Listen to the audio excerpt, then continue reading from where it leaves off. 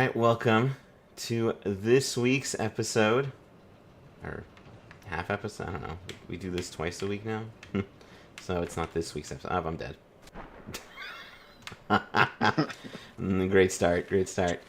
How's it going? Welcome. I got Rob and I got stuck on the thing. I got Rob and I got Tyler here today. Thanks for joining us, Tyler. Our wonderful. Yeah, You're pleasure. the ED, I think, right? The executive director. Yeah, that's correct. Baller. We all wear a lot of hats. Is the moment of hesitation there? All good.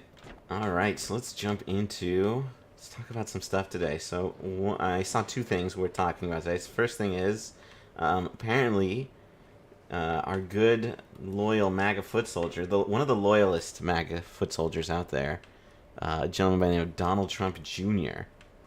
is just got awarded a non-sketchy, not sketchy for the record. What was it? How much money did he get? Like $500 million, $750 million.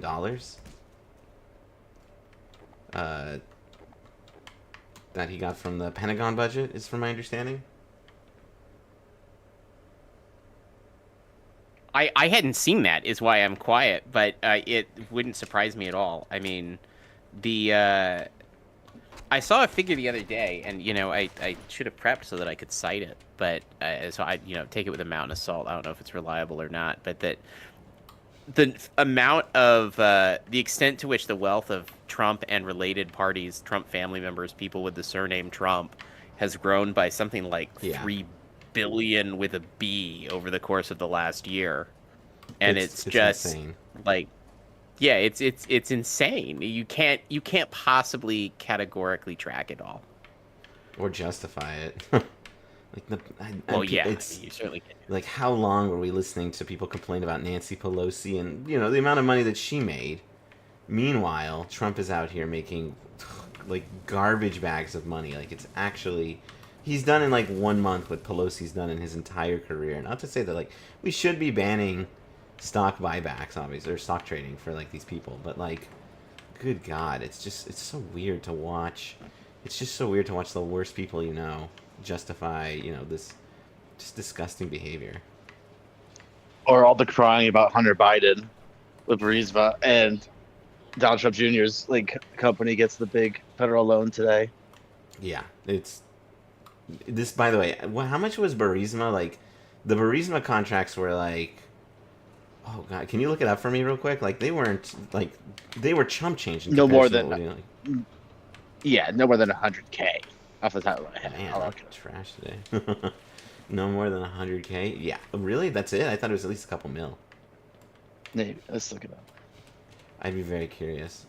So that's just been like the latest, and just like clear, objectively, like painfully obvious conflicts of interest that should concern anyone, and yet these things get like an absolute pass in MAGA land. It's really just ridiculous. In my Yeah, I mean, it's wild. I mean, just today, when you said just today, I thought you were actually leading into Jared Kushner and his involvement with this like Paramount hostile takeover that's now being mounted. I wasn't even thinking about that. Yeah, there's so many that are happening that like, oh, the one that's happening today is not specific enough. Hey guys, there's been corruption today. What are we talking about? Like, which one? Which massive cash grab are we discussing from the last 24 hours? Okay, so the Pentagon gave Vulcan Elements, the VC tied to Trump Jr., a $620 million contract, and Hunter Biden got like $1 million a year for his board seat.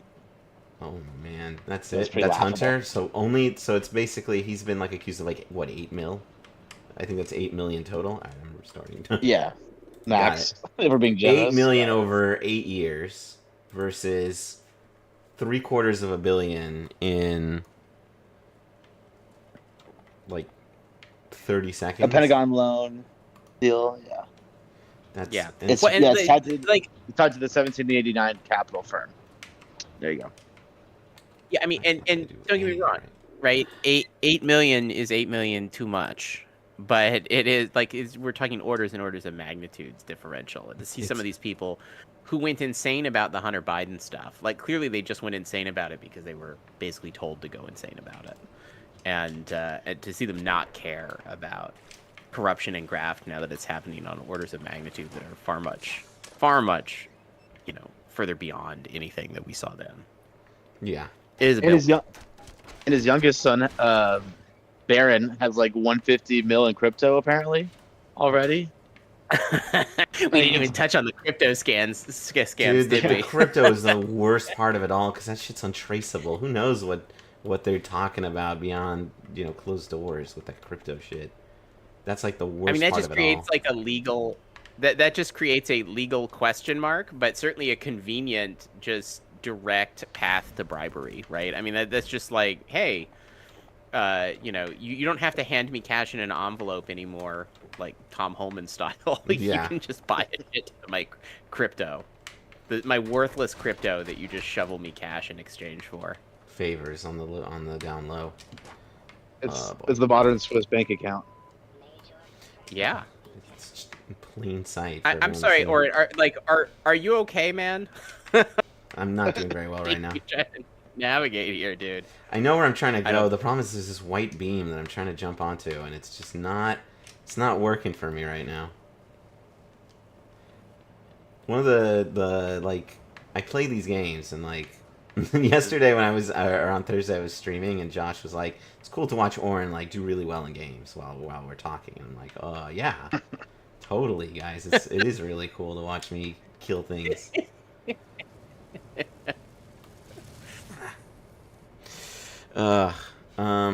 So what was the other big scandal of the day? We got you brought it up. It was good old Jared Kushner.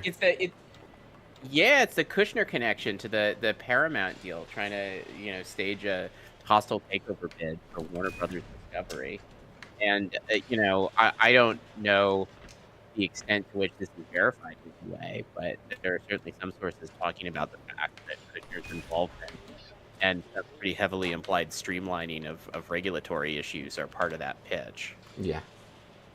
This would be in competition with the Netflix bid, right? Damn it. The big news the past couple of days is Worst of this. Netflix Yes.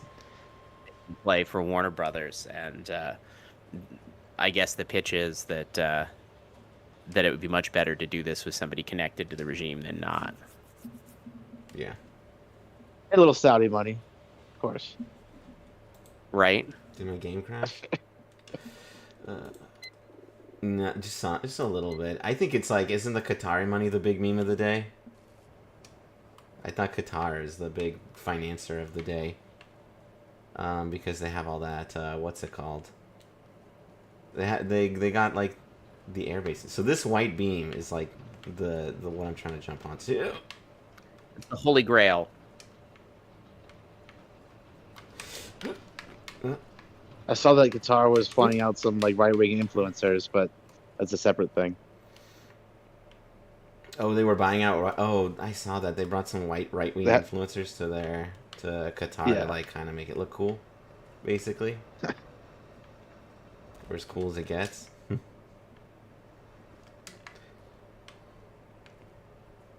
There's also some MAGA infighting with the Benny Johnson situation. So Benny Johnson's accused of being a homosexual? Is that what I'm hearing? He has very good skin. He takes care of it. He moisturizes. And that's one way to put it, I guess. That's what Tim Miller of the Bulwark was saying. He's gay, so he would know. If I trust Tim's gaydar, for the record. If he says someone's gay, like that's it. I don't care if you have a wife. And the guy that he hooked up with him in the BuzzFeed holiday party, like in 2013, like tweeted this out, like within the week, I guess. Wow.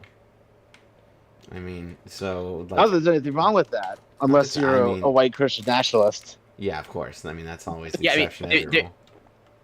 The thing that there's something wrong with is being a white Christian nationalist. I think that if you have to reconcile those two identities, there's a clearly right way and wrong way to reconcile those I two mean, identities. you know, they can kind of get it. Like, you got Scott Pressler, you got Dave Rubin. Like, they, you know, they're having a good time in those communities, right?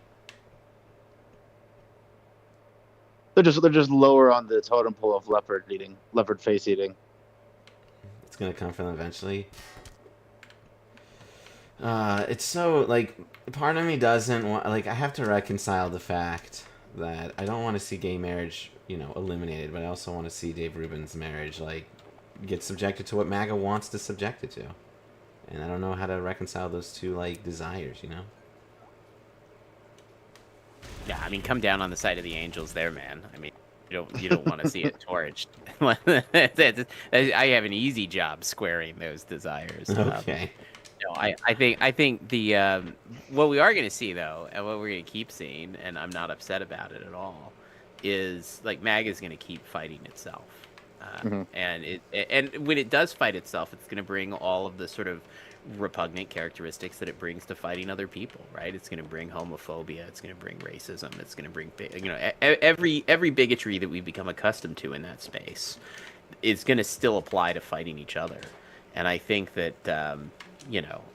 We're not going to see the end of that. And though I'm not glad to see that side of humanity, I am glad to see, people who feel that way fighting each other rather than being a unified front, 100%, right? Yeah, I have no idea how this coalition lasted this long, or even came to be to begin with. Like, these people are just, I don't know, man. I just don't understand it. Like, how did Tucker Carlson and Ben Shapiro vote for the same person? Like, it's just very odd to me.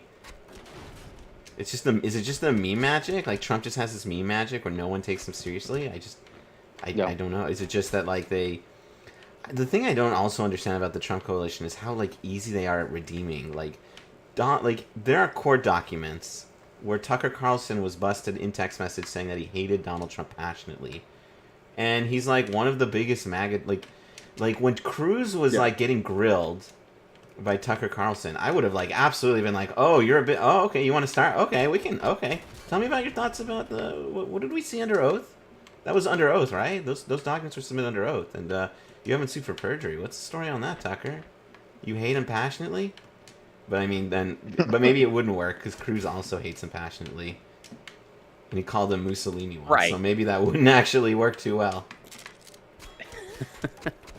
Well, I mean, and notoriously J.D. Vance, right? Hitler. I think that I think that there's this infinite well of forgiveness because you bend the knee. Loyalty is the most important value, right? And it's just like, are you willing to carry water right now today? And if the answer is yeah, you're willing to carry water right now today. Like, it doesn't matter that you said he was Hitler or that he said that you were, effeminate and had small hands or whatever. I mean, like, it doesn't matter. Like, they're just like, oh yeah, of course we said shit about each other, whatever. All that matters is, will you carry water right now? Will you be an apologist right now for what's going on? If you will, then welcome aboard. And I mean, I think that's tactically that's a strength for the movement. I don't think it does I don't think it speaks well of anybody within that space. Absolutely but there certainly is a tendency to be able to paper over these things. That's why I was so I thought it was so important the way that the spat with Marjorie Taylor Greene has proved enduring. In like, there's damage there that's not getting repaired. There's not a like, oh, okay, like, we had this fight over the Epstein stuff, and now it's papered over, and you can go back to carrying water. Like, the fact that damage is happening permanently, to me, is more important than somebody might say something about Trump in any given day. If we're seeing lasting splits develop, that's a different thing. Like, that's an animal we didn't really see a couple years ago. Yeah. When your ideology is just a hyper fixation on owning the libs, I guess it's pretty easy to forget your differences. But now they have to lead. They can't really do so. I heard that... ooh, this guy looks like a boss. I heard that we're on the cusp of seeing mass resignations from MAGA. I don't know if it's true. But I have seen that too. Apparently, there's going to be 20 this week, if the like what I've heard. Again, it's just like people on the internet posting. Like, I'm not going to pretend Right. that this is I mean, anything. But the thing like a prediction of 20 this week is it doesn't ask a fella to wait very long. So I guess we'll find out this week. true. Yeah, I think I've seen that on Punchbowl News. They're pretty reputable. that's actually nuts, dude. Why are they resigning? Why are they not just like? Why can't they just form the wide liberal coalition? Like, why is it so difficult to just like be cool? Well, because they're not fundamentally liberal, right? They're not like Marjorie Taylor Greene's not somebody in line with a fundamentally liberal coalition.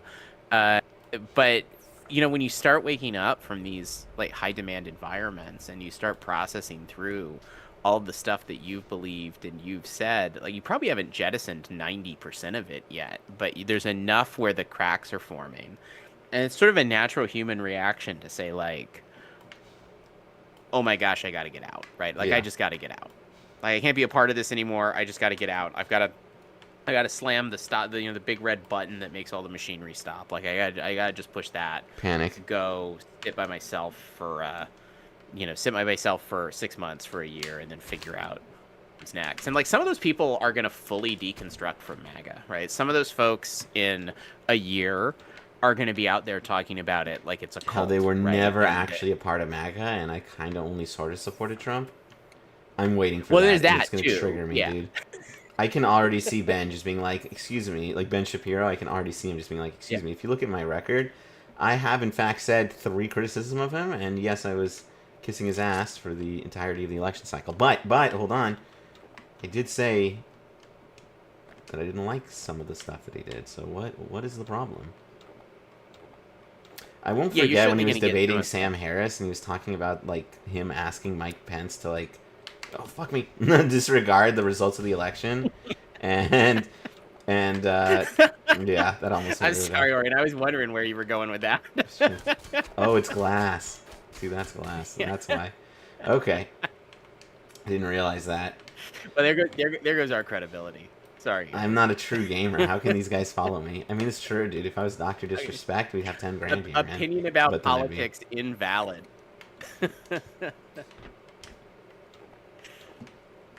Hold on, I have. No, an sorry. idea. What were you Pseudo- saying, man? Go ahead.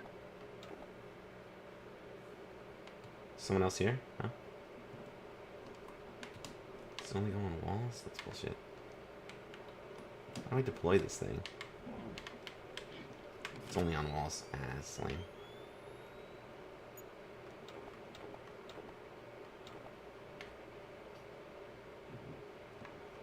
Hold on. This. Alright, get ready. I'm gonna release it and blow it up. It's gonna be so epic.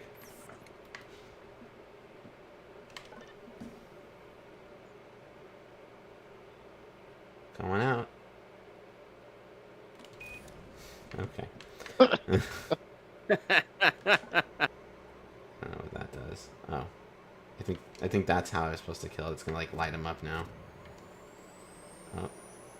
So this is how you're supposed to do it. Just zap him that way. Oh, wow.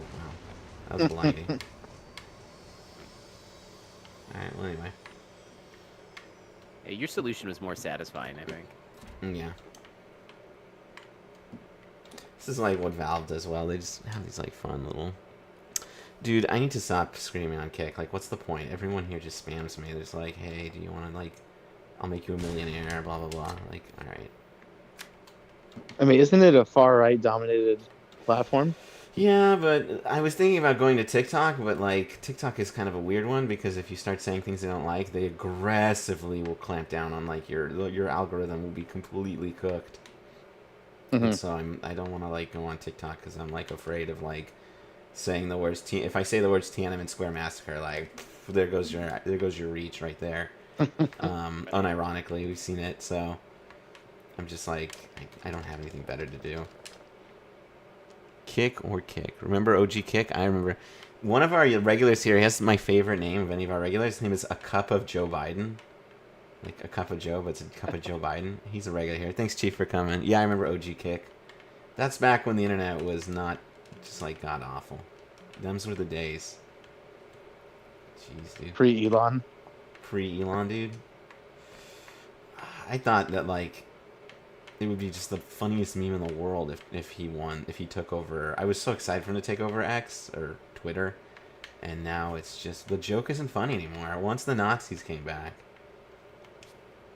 like, it stopped being funny. Yeah. Generally speaking, that's how it goes. Straight into the cesspool. Absolute, and yet we're still just like, we are still on it in Project Liberal. We're still like actively like contributing to the cesspool, because like that's where everyone talks politics, and it's really annoying. But like, nowhere else really works. Yeah, I don't think you have a choice. I think you have to fight through it. Yeah, I mean it's where journos go for the easy story, right? And so as long as that's true, anybody can be there too. That's where you access journalists with the easy story, and it's I don't know how you break that cycle. I want someone to break that cycle very, very desperately. But yeah, I mean, that is where that lives. I think the only way Twitter somewhat comes back to normal is if we retake the White House and like some of these MAGA people just kind of like give up. At least in a volume sense. Yeah, we do definitely though. We need a social media reckoning of some sort. Unironically, like I've said this before on stream, so I'm gonna sound like a broken record player, but like we live in a world where Russia can just like do these like operations to make us want to go to civil war, and the nation's response is like that's unsustainable. We need to like, I'm not saying we need to bomb some data centers, but like we cannot just like just have them come in and actively try to make us kill each other all day and all night, and then just go tiki, all right, well, whatever. Yeah, I mean, well, they're waging a war that we're not even fighting, right? And I think that's the frustrating thing. And it's like we're fighting it, like Project Liberal's fighting it, but who's Project Liberal compared to the resources of like a state-funded operation, right? Yeah. And it's certainly, I mean, I don't have clearances to know what the government is doing, but I guarantee you that the U.S. government, to the extent that it's applied any lessons there, is not attempting to counter those influence operations on the American public. We might be running our own game in Russia or in China, but there's no way that anybody's doing anything here to try and actually protect the American public. Just wanted to let you guys know the enemy here just like started being racist towards foreigners. I just, just point that out. Just point it out.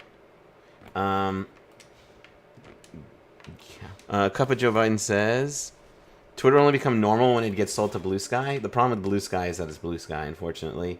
They're very censor heavy there too. Like it's like Elon like lets the Nazis go on, and then Twitter labels everybody Nazis. Like it's got its own issues, unfortunately. So I mean, the thing with Blue Sky is that it's all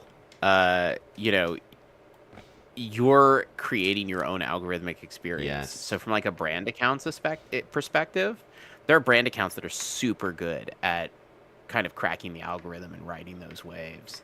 And there's just no wave to ride on Blue Sky. I think that's the bigger issue for big accounts, is that big accounts transitioning over. It's not even, okay, I got to rebuild a following there. You can try to bring some of your following there. You're not going to get the algorithmic push. That's its biggest advantage as a user. I love Blue Sky. I'm on it. So we can maybe have a Blue Sky argument about whether it's good or bad. We're on Blue Sky too. But from a brand account perspective, it's really tough to get reach, and I think a lot of journalists who view themselves as personal brands, it's really hard for them to get a lot of reach there. And in politics, if you're not talking to the press, if you're not getting your message to that audience, then it's not a productive place to be. So, like, I love that Blue Sky has allowed me to cultivate a space that feels good there. And, I avoid all the block lists that label everybody a Nazi, anyone to the right of, Joseph Stalin is a Nazi. There are those lists, you can find them, just don't use them as block lists, right? And then your experience is better. But the hard thing is just that you don't have some bot that's going to push your stuff at everybody, at 50 million people because you've cracked the code. It just doesn't exist there. I'm using this to kill one head crab. One died. I've The never. definition of overkill. Yeah, pretty much. I've But never there's played also this game the before. echo chamber Yeah. problem with Blue Sky, Yes. right? Like, it's like 90% left leaning, I assume. Like, Yeah, I mean, there are some block lists that I do use on there for the worst elements of the left-leaning space. Like, I'm on my personal account, I'm super happy to curate my experience, right? So there's a segment of Blue Sky that I'm probably very deliberately not experiencing, and I prefer it that way. I just mean for like winning over normies.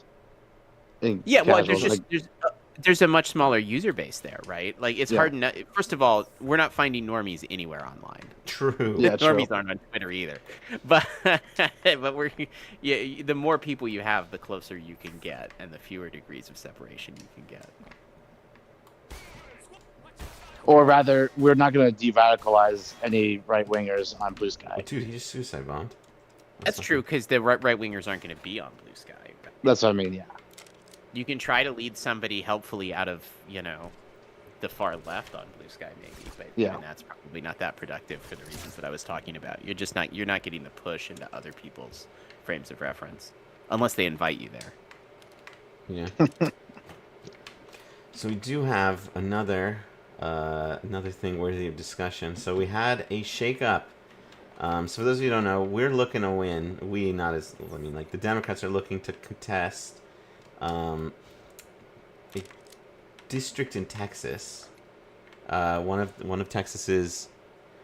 Does Project Liberal count as normies? Are we normies? I don't really know if I don't think we're normies. We're too politically involved to be normies. The average normie doesn't get as involved in politics as we are, one way or the other. What's up, dude? So no, we're not normies, unfortunately. Yeah, a normie wouldn't be able to name like 10 senators. Put it that way. Or know who their local rep is or something. Yeah, no, you're correct. We're definitely... So tell me about, you were starting to talk about a district in Texas. So the Senate, we're trying. What about Threads? What is up with Threads? Are we on Threads? Like, what's the status? I don't actually even know what people are doing on Threads. I have no idea if we're on Holy Threads shit! Emergency Tesla discharge. Is Elon from this? All right. I don't know the status of Threads. Maybe we should talk about that. That's a good question. I'll put that as a note to talk to John about. I'm actually very curious. Talk to John about that. See if we're up with Threads. It's gonna be embarrassing because he's gonna know the answer and the fact that we didn't. But that's okay. We'll be a little embarrassed. I mean, we can also just chat. We can go on. You want to go on Threads real quick and just see if Project Liberal's there? That'd be it's really all that is. What the fuck are you guys? Holy shit! This is not the weapon.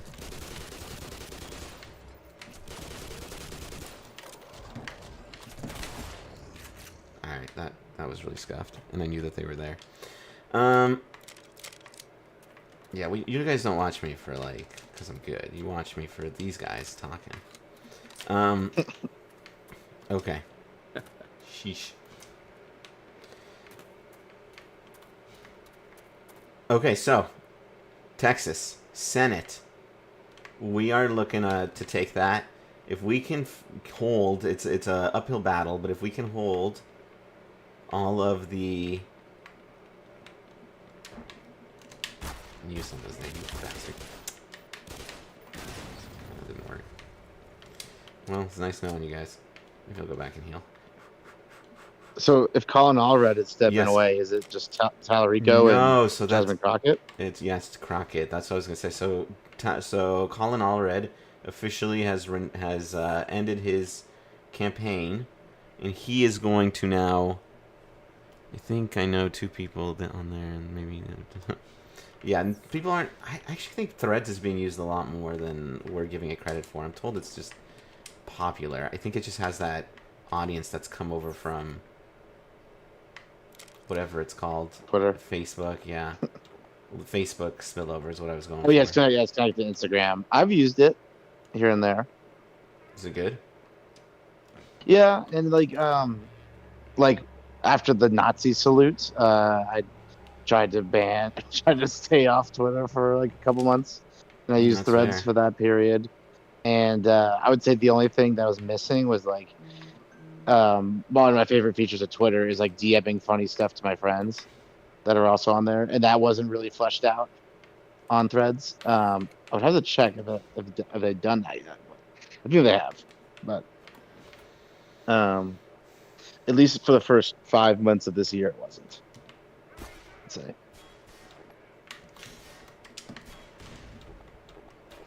Anyway, so as I was trying to say a bunch of times, so Talarico is in still, and unfortunately, what would have been ideal is if we could have all just consolidated on Talarico. It feels like he's the best candidate there. He just is very like, he just strikes me as very Republican. He just strikes me as like, very Texan, not Republican. He strikes me as a very Texan guy, and he seems to be the guy polling best. Oh wow, this thing is. Okay. Yeah. Anyway, he seems to be the best polling dude there. Unfortunately, and so Allred had pulled out, but he pulled out specifically because he realized Crockett's going for the win, and that complicates things enormously. There's a concern that Crockett will. What bastard, dude! There's a concern that Crockett will successfully win the primary, but that she would lose the general. I think that's a reasonable concern. She strikes me as someone who's like very popular with the Dems. I don't know if she has that cross-appeal support. I don't know, because she's got that populist-y energy. She's also, a black woman running in Texas, and I don't know if that's necessarily gonna be the best, unfortunately. I really don't know what to make of it. Do you guys have any strong opinions on Crockett? I imagine we all wish we lived in a more open and accepting society. Absolutely. But unfortunately, we have to play the board as it is. And if Beto couldn't do it and Colin Allred couldn't do it, I mean, not a lot of faith in. Yeah. So I mean, the tricky thing about Texas is that if you try to take the lesson from the off-cycle elections here, it really feels like wherever Trump went, to the extent that races get nationalized, because all of these off-cycle races, the only issue was Trump, right? I mean, the only real meaningful issue was Trump. And it looks like he's bled like 12 to 13 points from where he was in 2024. So if you voted for Trump in 2024, then, he's if you're now voting some proxy race where you're voting for a Democrat or a Republican based on how you feel about the administration, it seems like that's been about a 13-point shift. I just looked up how he performed in Texas in 2024, and Trump won Texas by 13.5 points in 2024. So if it's just generic Republican, generic Democrat, and the electorate is behaving the way that it behaved in 2025 and 2026, a lot of ifs there, then that means Texas is just super close, right? Maybe not quite close enough, but it's just super close. And so I don't know, man. I'm a little torn between whether the smart thing to do is to have, just from a strategic perspective, tactical perspective, nothing about principles in this evaluation, but whether it's smart to have somebody who's going to try to make the race actually about themselves and run as a candidate, or somebody who's going to be just a very effective, comfortable proxy where people can use them as an avenue to demonstrate discontent with where the administration is now. Yeah. And I think, if Trump won Texas by 8 points, I'd say the no-brainer thing is you've got to have somebody that people can just use as a proxy for their own discontent with where the administration is, right? You want somebody who's going to be super unoffensive, the closest to just generic Democrat you can get. Yeah. I'm not sure if that's enough in Texas. It's really close to being enough in Texas, but I'm not sure if it would be. So I don't know, man. I don't know. It'll be interesting to see what the Democratic Party does. Am I, dude? Oren, I know you're a Democrat. Rob, are you a Democrat? Are you unaffiliated? Yeah. Where are you, my man? Yeah, I've been a liberal since I was 16, and okay. I'm the only unaffiliated voter not wearing a party badge on this call, but that's okay, man. I don't mind that. Yeah, I would say I was in high school during like the Obama year, like the second Uh-huh. Obama term. That's pretty influential on me. So should I air my dirty laundry on Scheme? I was in high school working the I was part of a volunteer for George Bush's 2000 campaign. George W. Bush, Oh no. his first campaign in high school. That was my entree into politics. So I come from the right. I've totally left the Republican Party a long time ago. I left the Republican Party in like 2013, 2014. And I'm just super happy to be totally unaffiliated. But I'm super interested, obviously, in what's going on, and I think that the Democratic Party right now has the most consequential primaries because Yeah. there is this question. Like, there seems to be two attempts to characterize the off-cycle elections. One of them is like, look, strident progressive messaging has carried the day, and this is what we should be doing, and look, Mandami and all of that. Uh, and that seems to me to ignore like Spamberger is not some insane progressive She's, yeah, lefty a Nat sock. candidate. Like that's like and absolutely shifted like that same uniform 12-13% shift that we saw is what Spamberger did here in Virginia. Some counties she swung 16 points in the direction of the Democratic Party compared to last year. And, sure, you could make the case that Virginia has some unique circumstances, DC suburbs, federal employees, et cetera, et cetera. But I don't think, I don't think it's actually that atypical. And so it seems to me that like there's enough ammunition for both sides to continue to fight that fight inside the Democratic Party and try to claim the future. And I don't know that one of them is closer to winning than the other at this point. There's definitely that. Do we think? Yes, a couple of Joe Biden talks about how turnout is the most important thing. Yeah, these elections are going to be determined by turnout. These elections 100%. are close because people are just staying home, especially Republicans. Yeah, well, always and have been. And so Cup of Joe has a really good point there. When I got involved in politics, and for my whole life in politics, low turnout elections always favored the Republican, right? Like my whole time involved with Republican politics, hated big general high profile presidential election years, right? It's like I wanted the thing that was happening in May of an odd numbered year, like the weirder, more fringe election that nobody's ever heard of and isn't aware is happening, the better the Republican was presumed to run. Yeah. And that's been totally inverted. It has. The Trump coalition is now the epitome of. I don't think this is the politically correct term anymore. We used to call them low information voters. I think it's now supposed to be like low propensity voters or something. But that is same statistical demographic, low information voters. And MAGA is the low information voter base now. So an off cycle, weird obscure election. They're like wildly underperforming. Their people don't know to go to the polls unless Trump is on the ballot. And there's going to be some of that in the midterm. It won't be as extreme as 2015 an effect, but I think, or as 2025 as an effect, but 2026 will have some of that, right? Like midterms are going to be, there's going to be less turnout broadly than in a presidential election, and that's going to favor Democrats now. I'm not sure Democrats or Republicans have caught up with that reality, but that's absolutely what we see in the numbers. It's a good question. And I think Talarico has the going viral ability. I don't know what adjective you would put for that. And combined with the pastor vibes, it's pretty hard to pass on that. Yeah, I feel like the pastor vibes are going to be really, really strong for... I also really like that he had a great speech about why Christian nationalism is like not what we should be pursuing. It's not good. I really like that, and it's good to see it from someone who supposedly would want it. And it can only come from a Christian for it to be effective. Exactly. Well, and not only does that has huge virality as a message, right? And it also keeps the focus on the national political climate, which is what any Democrat's going to need in order to win in Texas, right? So I think that's huge. Yeah.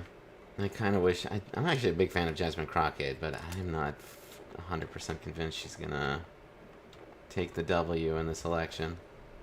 I think Talrico is like the guy. Is she a? I mean, she has her own sort of virality, right? True. But it's yeah. So I But- mean, that's Yeah. and look, there are very few people who were fighting at a time when all the American public wanted from their elected officials was to show some spine and to show She some, was one of them, for some sure. fight, and she was one of them. So, like, that is going to be something that is majorly in her favor, as opposed to somebody who's just showing up out of nowhere with a kind of progressive grab bag of policy, saying, "Oh, you should support me because I'm more progressive." That's I think the dynamic is going to be different because she did the thing that people wanted. When people want their politicians to do something and they do it, that binds them to those politicians pretty favorably for a long while. That's true. A couple of Joe Biden says liberalism will always be in different types. No, like a California liberal will not be the same as a Virginia or a New Hampshire liberal. To win, liberalism should be different shades. Yeah, I think that's our official stance. Is like run who can win. Like because I believe the official stance of like Project Liberals at this point, we're willing to take the Mamdanis of this world, to stop Trump because he's not say what you want about him. He's not an authoritarian and. So we are just if your progressive candidate can win, then like go for it. If it can't, it can't. Like we'll work with whoever it makes sense. Right.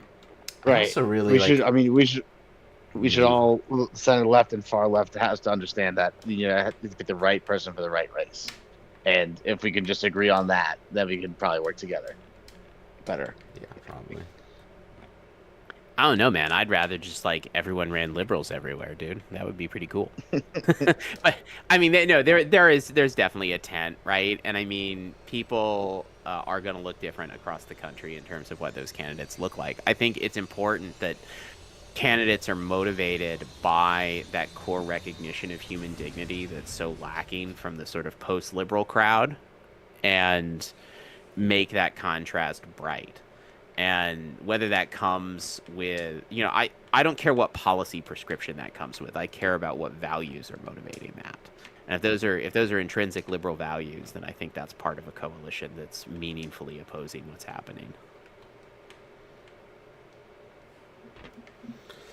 Big question, because I have maybe I'm totally off base here, but like that woman who lost in Tennessee, Afton Ben, I think her name is. I really I can't help but I'm sure the progressives also have this whenever like the Vice President Harrises of the world lose, but I can't help but wonder if like a more moderate candidate would have won, because there was actually one of the most competitive primaries I've ever seen. There were 4 people running, each one broke 20%, but she got like 27. So she wow. Yeah, that was a very competitive primary, and so I really wonder if it's part of the reason the primary process is such a freaking mess. It just doesn't. I mean, this is kind of what I mean, though, when I say that, like, these two camps that are kind of fighting over the future of the Democratic Party, and maybe fighting is too strong a word, but that are making their pitch about what the Democratic Party should be and what kind of candidates should be run next year. They both have ammunition, right? Because you're wondering if a more moderate candidate could have done better, but like she took an R+22 and turned it into an R+8, right? Like that is true. That's a 14-point swing. Like that's what Spamberger did as a moderate candidate in Virginia, right? So I think the biggest driving factor really right now, and whether this will be the case a year from now, I don't know, man. But the biggest driving factor right now is just what Trump is doing and what the administration's doing and how many people that's turning off. And they're like, what can I check on this ballot that's going to be a middle finger for that? No, absolutely. That's what that gives you 14 points, right? that's the 12, 13, 14 point swing. And then the rest of the stuff is kind of set dressing. Like it matters to me a lot, but I'm not seeing it necessarily mattering to voters this past year, and I don't know about next. Which is weird, right? Because I'll tell you where I wish for more moderate candidates. and more pragmatic candidates, is that after these elections happen, liberals, progressives, whoever prevails have to get in and govern, right? And I think there's a suite of solutions that are going to predispose people to want to re-elect some of these representatives that come in and oppose the Trump regime, like they come in on that wave of anti-Trump sentiment.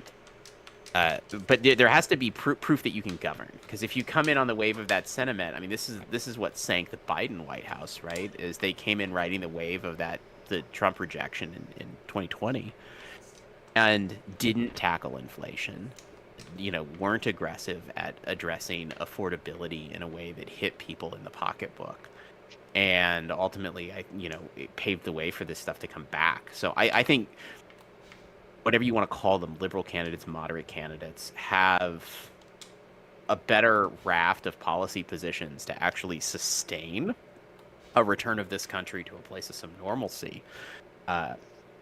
Whereas I think progressives are going to tend to alienate once they're in government. But right now, we're not seeing them actually pay for it at the polls. There's just too much sentiment to want to do anything to oppose what's happening now from the Trump administration. And that's super understandable to me. Yeah. Biden, when Biden took over, he had such a rock and a hard place between stimulus being demanded from progressives and tackling inflation right out of the gate. Like, talking about both ends. Yeah. Yeah, well, and that's not like in comparison to the Trump administration, me slagging off Biden. I mean, inflation now is horrendous, and Trump's great innovation is to apparently stop collecting and reporting data, because that'll make the problem go away. But you're certainly feeling it. And we just came through Thanksgiving, and there was the whole kerfuffle. You guys may have already talked about it on a past stream over, whether conservatives were right and Walmart had their Thanksgiving market basket was cheaper than it had ever been, and it was revealed that it's because it was smaller than it had ever been. Yeah. But I'm doing Christmas shopping right now. I've got a young daughter, and my wife and I are doing Christmas shopping for her and for each other, and man, it's outrageous. Retail's a nightmare. Money doesn't mean anything anymore. We're constantly looking at each other, and just like the buzzword around the house for us is just, what is money? Like, what is money anymore? What does it matter? Oh, sure, let's get Taco Bell. Here's $60. Like, what is money? Yeah, Taco Bell is like things that are supposed to be quote unquote cheap are like really expensive. That's like the weird thing to me.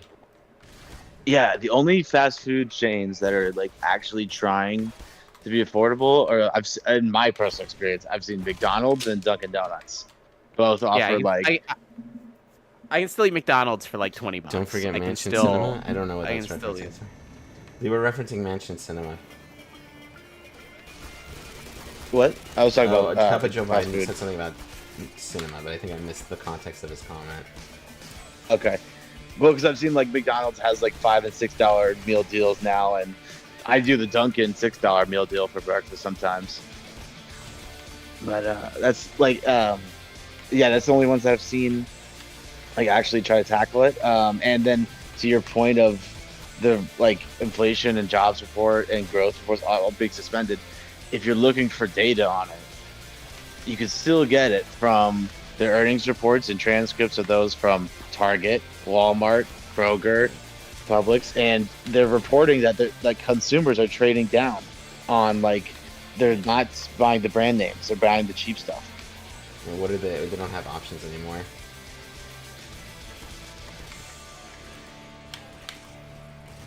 And that's something we can track in the next quarter. Like, well, and moreover, it's something people just feel, right? Like it's something that hits us all. We don't need the government to tell us it's happening. It's hitting us.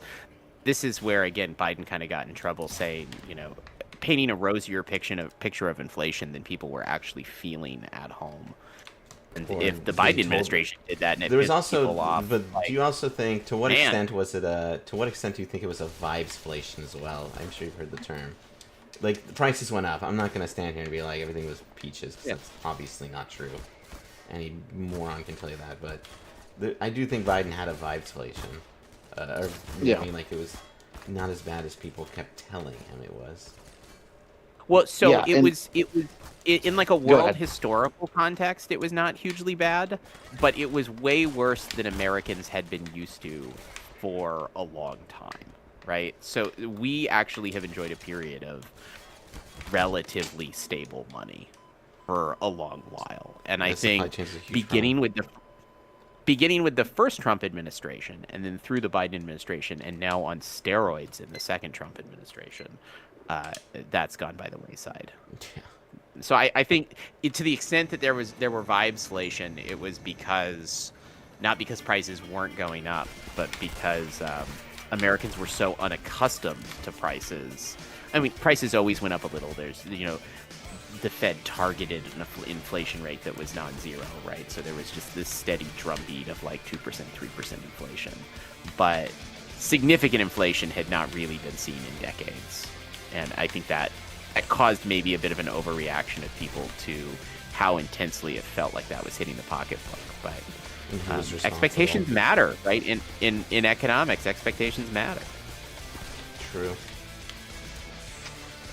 But if you were to split a pie chart of actual inflation versus just right-wing propaganda, or at least intellectual dishonesty from like Fox Business or whatever about how bad things were, or the obsession over egg prices, like I think it was probably 60% the Republicans and 40% actual like feeling. Yeah, I mean, I will tell you, my response to egg price inflation during the Biden administration was to switch to classier eggs. Like, I replaced chicken eggs with duck eggs and quail eggs. Like, I had the most coastal elite, scummy, liberal, effete intellectual response to eggflation ever. It was very let them eat cake. It was let them eat quail, right? And but I could do that because even though egg prices were through the roof, that was not reflective of general price levels in the same way that now it's like, sure, beef is $8 a pound. I might as well eat, I can get elk for $9 a pound. So if I'm going to make a nice burger, I'll just upgrade to something nicer for almost no price differential. But also, I'm getting hit at everything, everywhere, across the board. So I just don't have the resources to go as far as I otherwise would. I can't just flex out into other complementary goods. I can't trade down as easily. I can't say let's do fast food instead of going out to eat, or let's replace beef with turkey, because everything is more expensive. The inflation is much more generalized now, in a way that I think was less so. But it was definitely there. Like, I'm with you, Warren. Like we shouldn't pretend prices didn't go up. Prices absolutely went up. Yeah. I'm in like an intense part of the game now. So I'm like half listening. There's also the meme of like guy who complains about inflation, and it's like the typical Florida man with the juiced up truck, and like and it's like, I can barely afford my Publix groceries. And that's just a testament to what I'm saying about the dishonesty around it. Like, yes, it happened, and yes, the prices were up, but also there's so much dishonesty from the right. Yeah, I think if the initially Biden and then later on Harris campaigns had been more empathetic on the front of the prices are going up, that there is some impact. It's not as bad as all the hysteria, but we get it, and we're it's important, and here's how it's going to arc, and here's how it's going to come back down, and here's how our policies impact that. Or even just like, here's why in the short term this happened, and here's how in the long term we're going to prevent it from happening. And having that conversation honestly with voters might have made some difference. I think it was insulting to a lot of people to feel like the answer was just, nah, inflation's not happening, it's all lies. And that was not a good approach. I'm not going to pretend that was a good approach. And I think Democrats that are looking to run in 2026, I mean, they can just run against Trump. It's super easy at this point.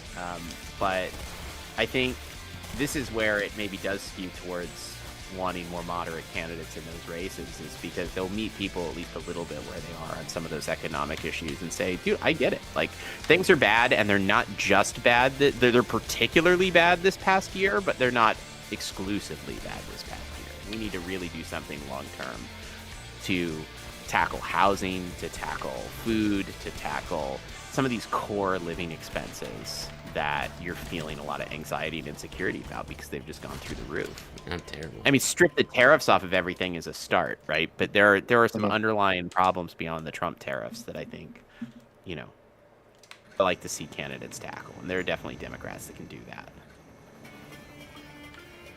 That's the funniest thing. Do you regret being part recently. of the Bush? Oh, go ahead, Oren. I was just gonna ask, do you regret being part of Bush's campaign? I wanted to ask that. Is that like, no, Bush was still good? No, I mean, honestly, if anything, I regret, like, there was a window in my life where I regretted it as I was moving away from the GOP, and I certainly can think back to my experiences in the Republican Party, even of 2000 and 2004, and see some of the seeds of what I'm really not okay with now, like, starting to germinate even then. But broadly, if anything, living through the current administration has made me super appreciative for a lot of particularly domestic policy that came out of the Bush administration. Like, I feel super, like, I wish the Republican Party were the Republican Party of 2000. Yeah, like, true. I could totally go for that. I would love to live in that world again. It's So, crazy no, to think. I'm changed, but maybe not as repentant. Bush as you wants want to me be. retake it. He's planning on like trying to rebrand himself and come back as like the guy.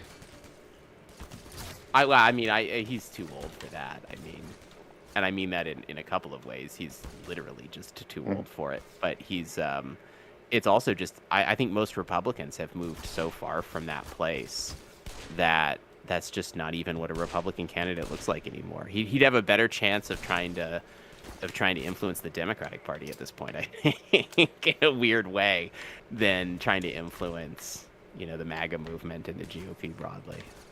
I mean, if you're under 35 and you weren't a political junkie in 2012, like, you have no concept of what pre-Trump Republicanism was. Yeah, totally. I mean, that's a really valid point. Like, it's very easy for, I mean, I love the guys over at Bulwark. You checked Bulwark easily earlier, right? But it's super easy for the sort of DC plugged in talking head, probably like me, over 40. It's easy to forget that the experience of your, like, typical 25-year-old Republican congressional staffer is that the Republican Party has just always been MAGA. And, like, this is just what the Republican Party is. You know, it's been MAGA for the last 10 years. It's a decade now. The idea that there's even a Republican Party to go back to that is something predating, that this is like this brief Jeb. interlude. The future's how Jeb. recede. Silly. Get ready for Jeb. Man, I remember when Jeb was Jeb. supposed to be the guy. Please, yeah, guys, please clap. Who's not enthused? You should have. They should have clapped for Jeb. This would have all been. This would You have should have all clapped. been. What a different decade the last decade would have been if you'd have just clapped, man. Oh my God! If we had just clapped, that was the golden path. Hey Reno, if you want to come into the stream, I see you're in the audience. We take. We'd be happy to have you give your thoughts if you're interested in letting us know them. We're streaming now, so just Jesus Christ. We're interested in your thoughts if you have them.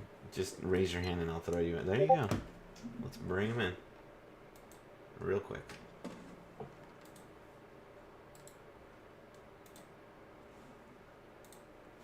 Alright, welcome to the party, Chief. Hello. Hello. Hello, hello. Can you So ask? yeah, you guys have been talking about how the Republican Party has always been MAGA, right? That's what, yeah. Yeah.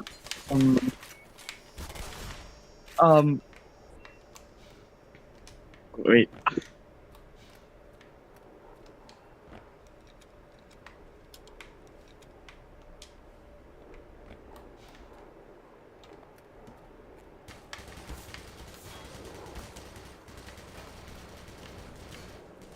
Okay. Did we He'll get his lose him? thing together. He'll probably get his stuff together in a sec. Ah, gotcha. Assumedly. What were we discussing beforehand? Oh, we are talking about the Republican Party. You were asking me if I, the extent to which I repented my vicious and evil Republican past. I never and used those the terms, but that's unsatisfactory, fine. unsatisfying answer is like partly. Okay. That's fair. But yeah, yeah, no. But I mean, it's been wild to see the extent to which it is just such an incredibly different thing. The world of politics that I came into 25 years ago and today, it's weird and wild as somebody who's been plugged in for that long. To see things change. And I mean, I guess that maybe makes me sound a little bit simple because, like, of course, what did I expect would happen? That things would just stay the same forever. But it is knowing and experiencing are sometimes two very different things. Yeah, I mean, they weren't supposed to change like this, that's for sure. You're supposed Well, to... yeah, I mean, there are some things that I thought were totally settled questions in American politics, right? That were totally settled questions that are now back on the table. Elections have integrity. Like, yeah. Yeah, I mean, the universal things that, like, we didn't even bother to argue over in our political process are now sort of the core of the national debate in a way that's really jarring. And that's why you see things like, Dick Cheney endorsing Kamala Harris. It's like, I mean, that's about as through the looking glass for me as I can imagine. And yeah, there it was in 2024. And so I think that it's... You get there because these things that's like we all argued on a completely different axis, right? And now the thing that's so important to preserving our ability to have those old arguments we used to have, now that that's on the line, it's like, well, if you care about that, you've got to come together and try to save it. And if you don't care about that, if you resent that, if you feel like that old system that kind of rewarded meritocratic value, incorporated a professional political class, cared about and preserved the integrity of elections, was pluralistic, centered around those sort of liberal Enlightenment values that are enshrined in the founding of this country. If those things, pissed you off, if that made you feel like that was a system where you were losing, where that was a system where you felt diminished compared to other people, you felt like you were on the outskirts and the fringes of that, and so you resent it and want to burn it down, then you're on a very different team than the team that says, no, that was good. We just had very different visions about what government should do within that framework. I didn't have that on my bingo card. I don't think anyone really had the last couple of years on their bingo card. It's really I really still can't believe that we just got over Jan 6th. I really am just... That's a moment in time. That was... Honestly, I probably wouldn't even be, like, that anti-Trump if it wasn't for Jan 6th. That was really just this moment that soured me on not just Trump, but his supporters. Like, it's just disgusting that he did it and he got away with it. Because now every president should do... Like, what can I say? Like, every president should try to instruct the government. Fuck it, why not? What are you risking? What are you risking? I mean, what it did is it also, like, really self-selected his supporters. That's why Trump 2 looks so different than Trump 1. Is because Jan 6 filtered out the people that were not willing to look past Jan 6. And those were his best people. Like, I wasn't a supporter of his, but those were the folks that had some sense of integrity while supporting the first administration. Yeah. And it said, no, there's no space for you here in a third Trump campaign. There's no space for you here in a second Trump administration.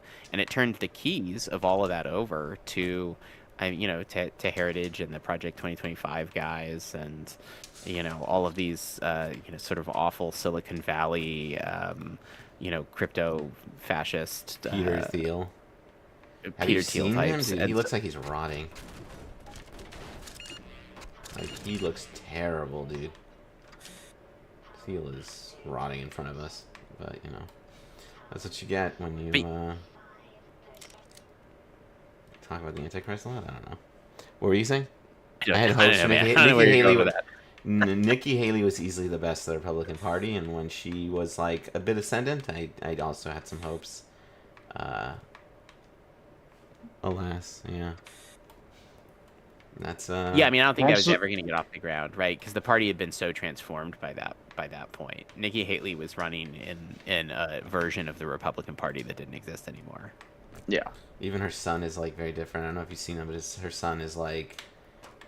Her son is of the opinion that like if you were not born here, you shouldn't be allowed to hold office, any office, and he's a second gen. Like his grandparents were immigrants. They would not be able to hold elected office, but he's just got cooked by like all of this populist nonsense. Like, it's just insane. Second gen is a difficult space, though, right? I mean, like there is some close the door behind me sort of sentiment that tends to happen with first gen and second gen sometimes. I'm a sort of like a third gen on one side of my family, and at that point, I think you just kind of, you're fully assimilated. It's a fun fact about yourself. It's something neat. It doesn't feel real. And then you can have good politics, bad politics, anywhere in between, just like anyone else in the world.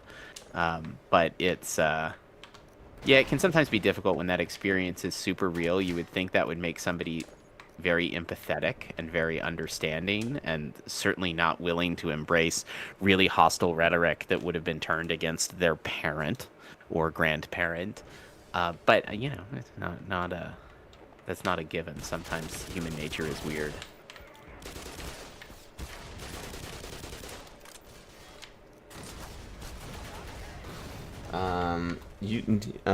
Apparently her son is a grifter. I didn't know this. It's interesting. I didn't know. I'm not sure why. Oh, is he doing it for cash? I mean, that's another thing that makes it weird, right? Is just audience capture and realizing where your paycheck comes from. Yeah. It goes back to that not having a state apparatus behind liberal values online too. It's sure, you can grift the outraged, mob. Then you're also getting aided by, all of this bot engagement from overseas that'll just promote you as long as you are within a set of values they find useful. See Trump. Man, I never thought we'd get like Team Russia, but there's people out there who are on Team Russia, which is just like the most cooked position. I don't even know what to do with those people. It's like when I watch Hassan. I don't know why is Hassan grifting? Hassan Piker. The dude is like out here. He dressed as Mao Zedong to the Streamer Awards event. Like, unironically. I did not do that. Like, what am I even supposed to do with that? Like, Mao? Like, you're a Maoist in current year? Is it just for money? Because he knows he, like, can't actually defend real politics? I don't even understand anymore. That's just painful. Why do kids like this?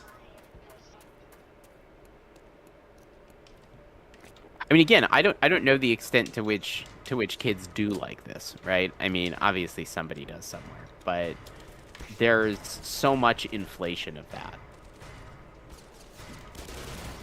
And so once you decide you're going to commit down that path, you kind of commit down that path hard, and you get continually rewarded the harder you commit down it. Yeah. Now, why somebody would ever make that initial choice, I have no idea. But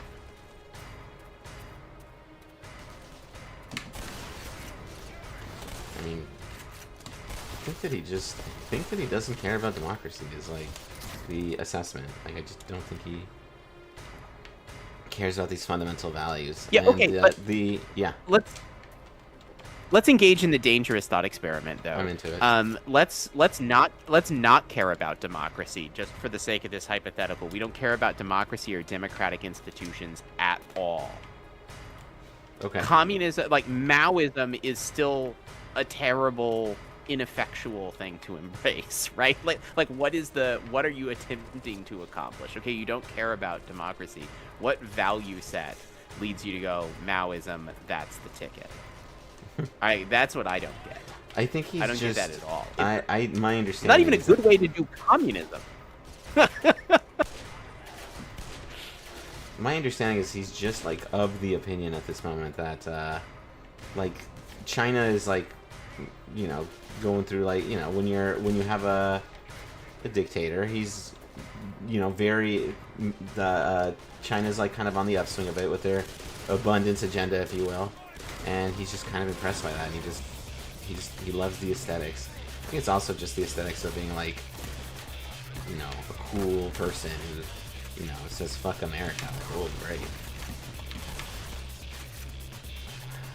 Yeah, I mean, I guess if you're... We should invite Hassan on stream and see if he comes on.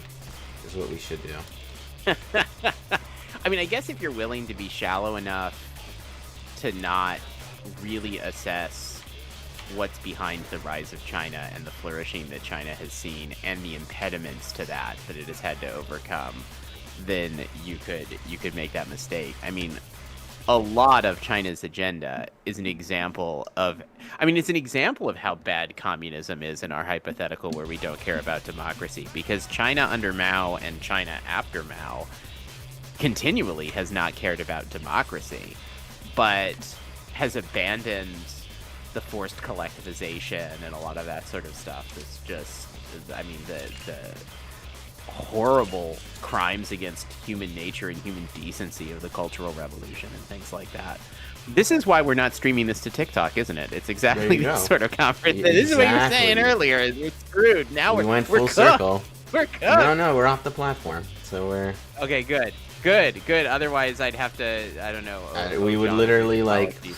we'd lose all of our social credit unironically, and we'd be like... yeah, it would be really... Oh, fuck me.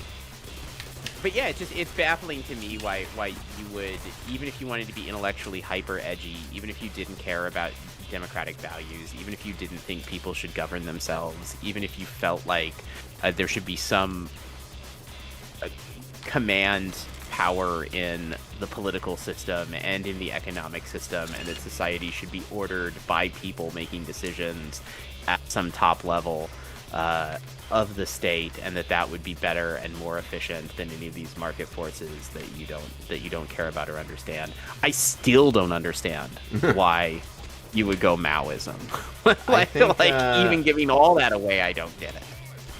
I think that he just, like, sincerely doesn't think that it'll ever come to this country, and so it's just sort of a safe position to be an edgelord. That could be it as well. That's probably fair.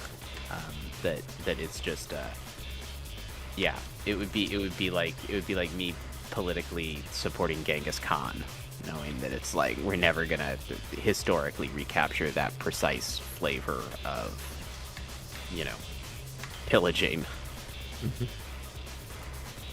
Yeah. I think that's...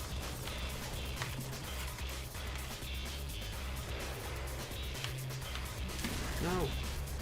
Rip. How far in the game are you? I think I'm... What chapter is this? Let's look. I am not on a rail. Surface tension? Yeah, I'm at surface tension.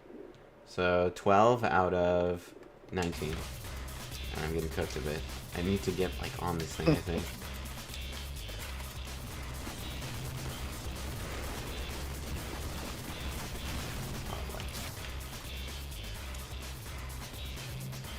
I'm gonna have to take this thing down. That's not good. Well, it's nice knowing you guys.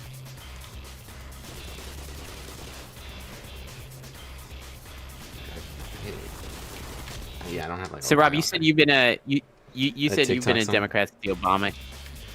Yeah. What's that? Oh, I was just saying. What's this? Cup of Joe Biden was talking about how Hassan was posing with a red book. It was a first edition red book too. It was super hype. Oh my god. Do you know what he paid for that? I think they gave it to him just because he's a good little commie. That's my understanding. Okay. It was redistributed to him. That's at least on. He got enough social credit. He's the worst. He's the worst in online politics. He's actually the worst. No, he's. I was just gonna ask you, Rob, as somebody coming up in the Obama years and getting plugged into politics, then like, to what extent, from your perspective looking at it, has all of this rise of MAGA in 2016 and the shift in American politics. How much of that seemed like a shift, and how much of that seems just like, oh yeah, this is who the opposition always was? So let me clarify. I would say I was in high school during the first Obama administration. I misspoke, and from my point of consciousness is the 2010 Tea Party. So I kind of feel like that was the ground zero of MAGA. A lot of that nationalism was there, and then Trump comes along. He starts doing the birth certificate stuff, and I start to hate. Obviously, I always hated the guy for that. And then he just kind of saw what the market wanted on the right and gave it to him.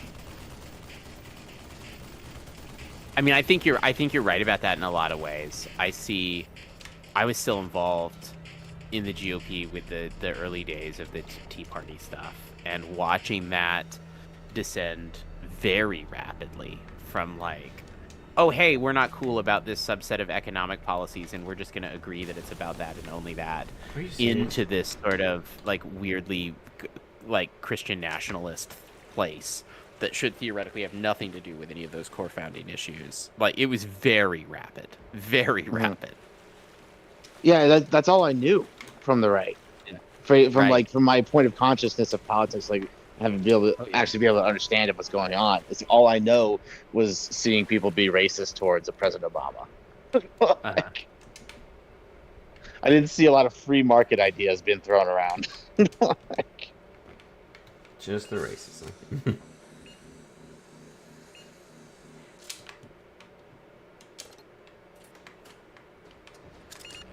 But I will say, if there's, to the extent that there are regrets that I have, right, it's the extent to which I recognize now in hindsight that even going back 20, 25 years, there was a strain of conservatives and the sort of that thought of themselves in the sort of, William F. Buckley sort of tradition. And, Buckley was a big one to push back against the John Birch Society and conspiracy nuts kind of infiltrating the Republican Party. And what had awful bigoted opinions himself about any number of things, but it was somebody who understood that open racism and open anti-Semitism had no place in the party, and that Republicans had to be very conservative but had to push back against those strains. And that all sounds great on paper, but in practice, there was a huge amount of what was to be rejected was somebody being too open about it. Right? You had David Duke run for office in Louisiana, and it's okay, a grand wizard needs to be something that the party rejects. But it was. I see in hindsight now that a lot of that was about the degree of openness, not the underlying philosophical deficit that leads to those sort of horrible worldviews and philosophies. And if somebody was willing to be quiet enough about that deficit, then there were, certainly a lot of strains that it's just well, don't go looking for trouble. Don't go looking to split the party. Would you guys say that the Tea Party looks moderate right now? I feel like they are MAGA. I think I don't think they exist. Does the Tea Party exist anymore at this point? I mean, not really, right? They got pretty thoroughly co-opted by the immediately pre-MAGA GOP. There was a narrow window where I would argue that there was such a thing as a Tea Party that was independent of the Republican Party and was just super opposed to Obama level spending and was concerned about deficits and things like that. And that lasted for all of about 5 seconds before the GOP realized, oh my gosh, this is a constituency we can totally just and now they're the biggest deficit exploders on the planet. Yeah. Hey, Moral Axe, if you want to come in, you can just raise your hand. Oh, he left. All right, no worries. Another Discord regular. Did you, we brought someone in. He's been quiet. Do you want to try talking again? I forgot his name. It's Ramon or something. Yeah, Reno is still here with us if you want to jump in, man. We're friendly. We don't bite. Or not. No pressure. I think he's currently got himself muted, so I don't want to pressure him if he doesn't want to be chatting. No, good. I would say the most common thread of the GOP through my adult lifetime, whatever, it would be like the anti-immigrant rhetoric, the border, and then the vilification of like Obamacare early on, and then and then Trump took the handle and basically exacerbated all those issues. Yeah, I mean, brutal. I spent part of my time in the Republican Party was right along the border, and so even when it was, like you had Bush pushing for like comprehensive immigration reform and stuff like that, where like the on paper position of the GOP was one of wanting to meaningfully reform, create wider pathways for legal immigration. There was always an enforcement element, right? Even But Trump looked a lot talked more about like that, Reagan. actually. Even he said our big beautiful wall is gonna have a big beautiful door. Like, even he Well, was in the because that was first the point. term. Yeah, you had to say that for a long time. You had to say that, right? And this is kind of what I was, what I was trying to get at with like sort of the idea that I've come to realize how much of this is you have to say a certain thing, but you don't need to mean it. Versus, no, you need to actually be in this place policy wise. Like Trump obviously didn't mean it about a big beautiful door in his wall, right?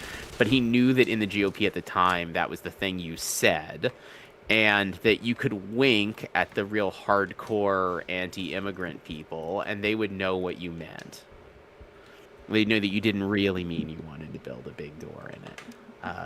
But I will tell you, like the really rabid immigration restrictionists in the GOP existed way before Trump. So I think you're right, Rob, that he certainly found an audience that he was able to play to there that was already having those feelings.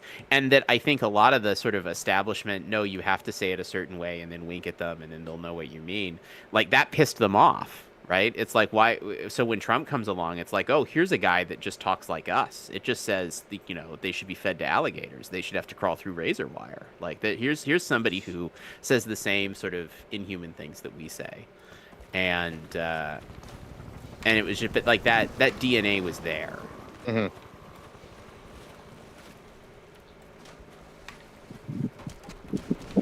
Now we're at where we're at. Now they're just overt about it. Now you can just like.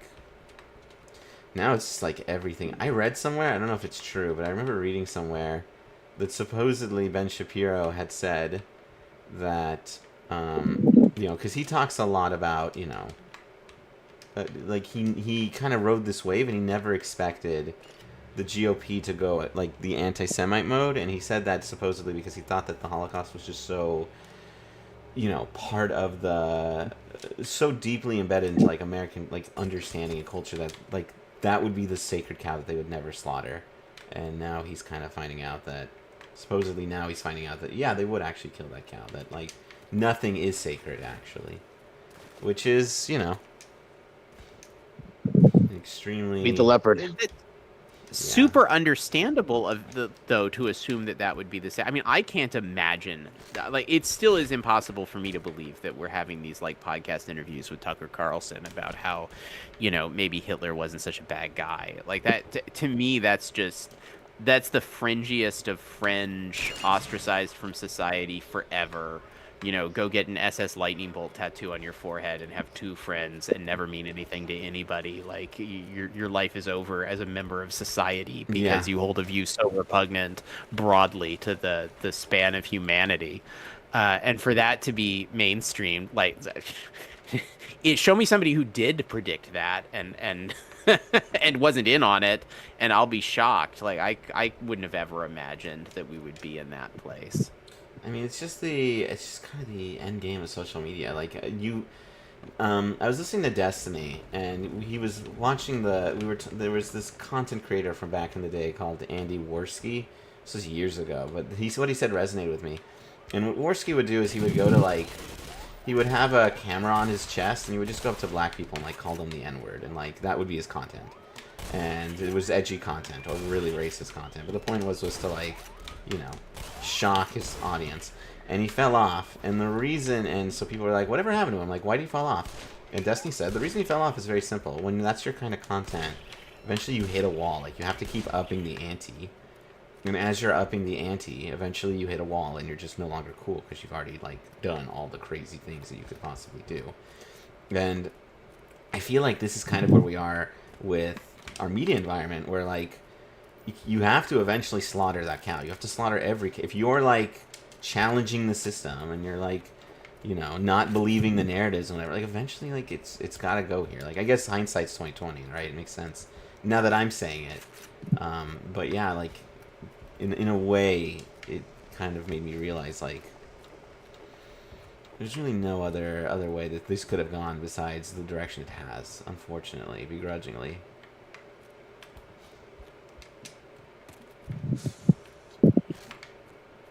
Well, I guess that's what makes us the edgiest of all, right? Is believe the narratives. For the love of God, please believe some narratives. Believe something. So, some true things are actually true. So let's. We have the true controversial position. Maybe there isn't, like, a conspiracy. It's the true controversial position. There is no conspiracy. The answer is probably unsatisfying. It's probably not black and white. There's likely nuance that is long and uninteresting and complicated and difficult to understand, and whatever problem is afflicting you probably does not have an easy solution that some nefarious character is preventing from happening just off screen. Yeah. Like that. That's the true edgelord position, I think, at this point. Yeah, I believe narratives. Basically, actually, yeah. That the boogeyman isn't real.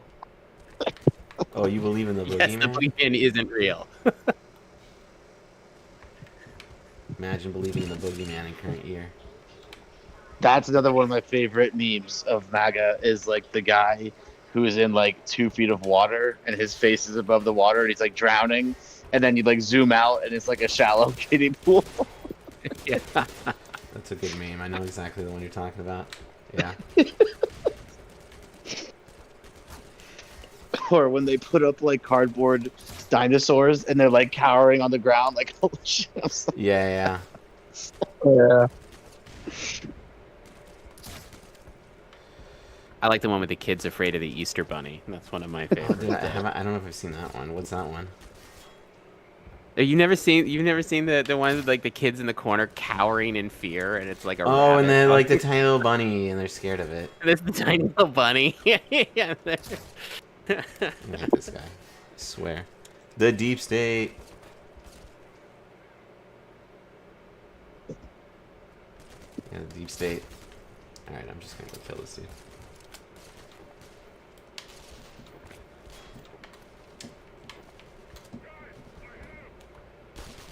So Elon wants to abolish the EU. He keeps going further and further right. Oh yeah. I missed the opportunity. I only saw it when the meme was old, but he did this thing where he called it similar to Nazi Germany.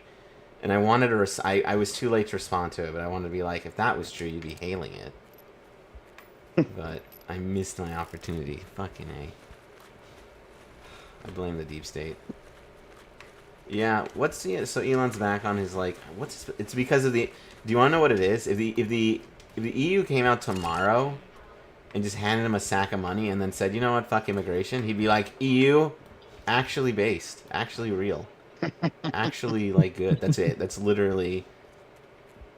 That's all it. It's just the regulation and that they are the EU is generally pro-immigration, and that's like his two issues, basically. So he's probably kind of mad. I mean, if the math equation is the vial you spread multiplied by the following that you have, like, he's got to be the greatest spreader of misinformation and bad ideas. Grok used to call him that, and then Grok got tuned out. Grok got turned into a woke Grok. Oh yeah, Grok is now. They made Grok like now Grok will suck off Elon basically, and so people were making these great memes where like, you know, who would be the best power bottom Grok, and they're like, well, Elon would be a fucking great power bottom. Like, seriously, we retweeted it, and Josh retweeted it as well. It's like a real thing. Where now Grok is just like Oh, but between Trump and Elon, who would be the throat goat? Who would be the That's a what? good debate to have. Oh, I need to hear The this one throat again. goat. Throat goat? You remember this Yeah. like Twitter meme Where from a like couple years someone ago? were like, yeah. It was like Obama or Trump who would eat more hot dogs. And you're like, A deep Mac account would be like, no way Obama would eat more. Like Trump is the throat. I remember that. Iconic meme, yeah. Gronk, is this true? That's like one of my favorite memes. It's so stupid, but I love when people that, like, yes. Gronk, is this true? I say Grok, is this true when I'm just talking to people. Like, someone says something I don't agree with, and I'm like, Grok, is this true?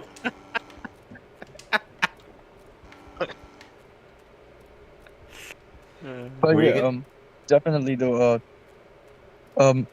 Elon has been trying to spread a lot of misinformation about the European Union, including allegedly saying that EU citizens does not vote for von der Leyen and the EU Commissioner, which is a very American take on the European Union, I guess. I mean, he's been supporting the AFD and that Tommy Robinson guy. They're the worst. Yeah. I won't forget when he told the AFD that they need to, like, not be bound by history. Which is, like, if you want to make that argument, honestly, you can. But, like, you can't say that to the fucking AFD. Like, what the fuck is wrong with you, man?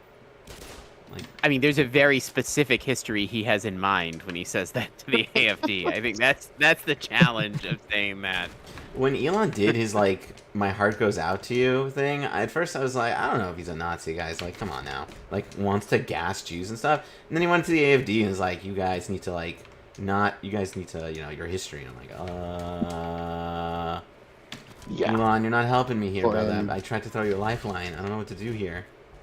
Like, I just thought maybe he's just like, you know, just likes white people. Like, he just like got onto the. I just thought he got like into the identity politics of it. I was like, all right, well, you know what happens. And when I talk to my friends about Elon and they're more sympathetic, whatever, when you try to convince somebody of a characterization, I mean, you call him a Nazi, you call him a fascist, whatever, it's a high bar to cross. Yeah. And I think a more effective messaging would just be this guy is like on ketamine, he's lost his marbles. I mean, And like that is definitely- harder to deny. I don't even know if you can. Yeah.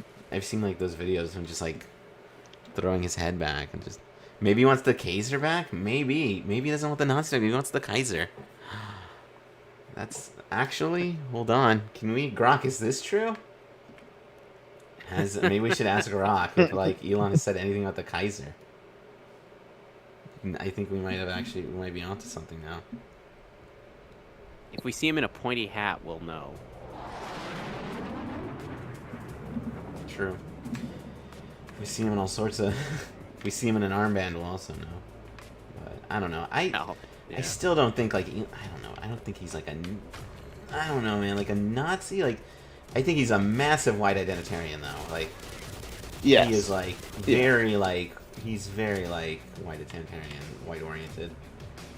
Well, and I think you get into the point you were talking about, where it's like if somebody's sympathetic and you just come in hot, or that Rob was talking about, you just come in hot and you're like, oh, you know, whether it's Elon or whoever it is, and you're like, oh, they're a Nazi, they're a this, they're a that. That's a little easier to reject. It's just very obvious to me that Elon thinks a lot of Nazi stuff is cool, right? like that to me is a much lower bar. It's not about who he is or any of that sort of stuff. Maybe he is all that stuff. Maybe he is just a guy that does a lot of ketamine and, you know, thinks that Nazi stuff is based. And that's like bad enough What if for he's me just to like not into be the okay with it. aesthetic? You know what I mean? He's just like, oh yeah, the Nazis. They got like the fit. Yeah. Like, what if that's really Like him?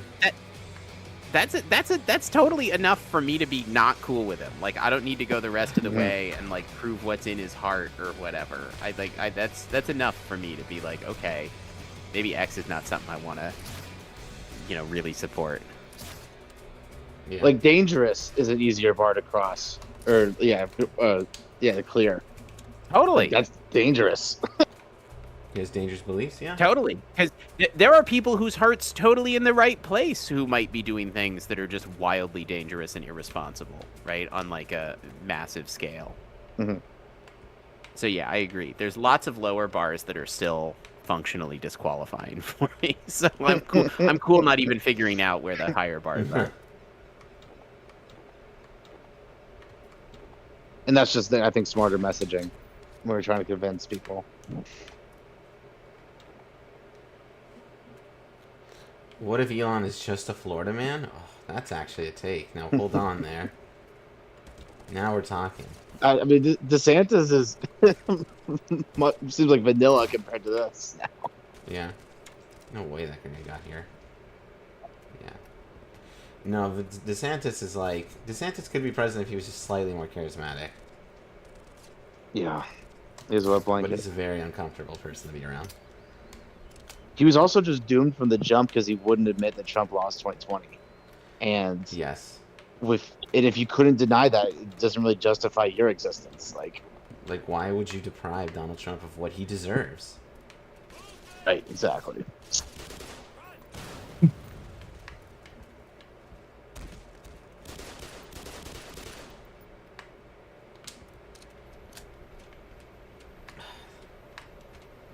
Do you think that we're gonna... Do you think we're gonna get back from, like, the, Are we still, like... Are we still on the, election denialism stuff, or do you think that, like... Do you think it's, like, over? Yeah. Like, what?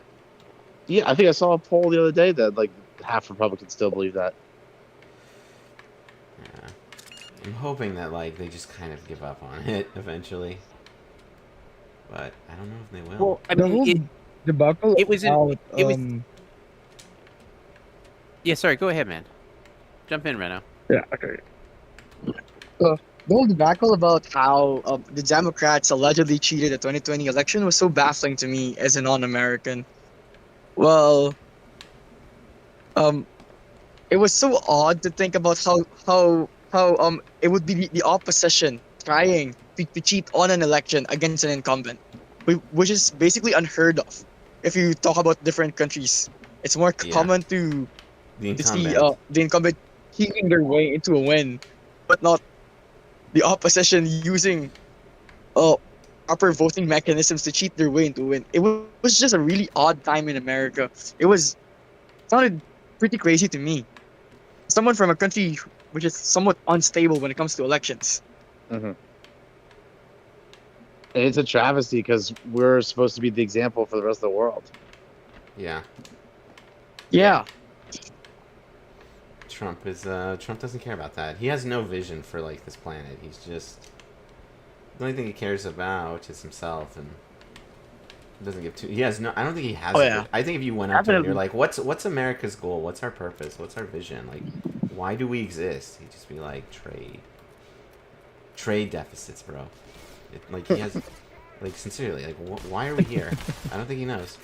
I don't think anyone in NAGA really has a great answer. I'm still trying to fix my trade deficit. Kind of... Sure. Go ahead.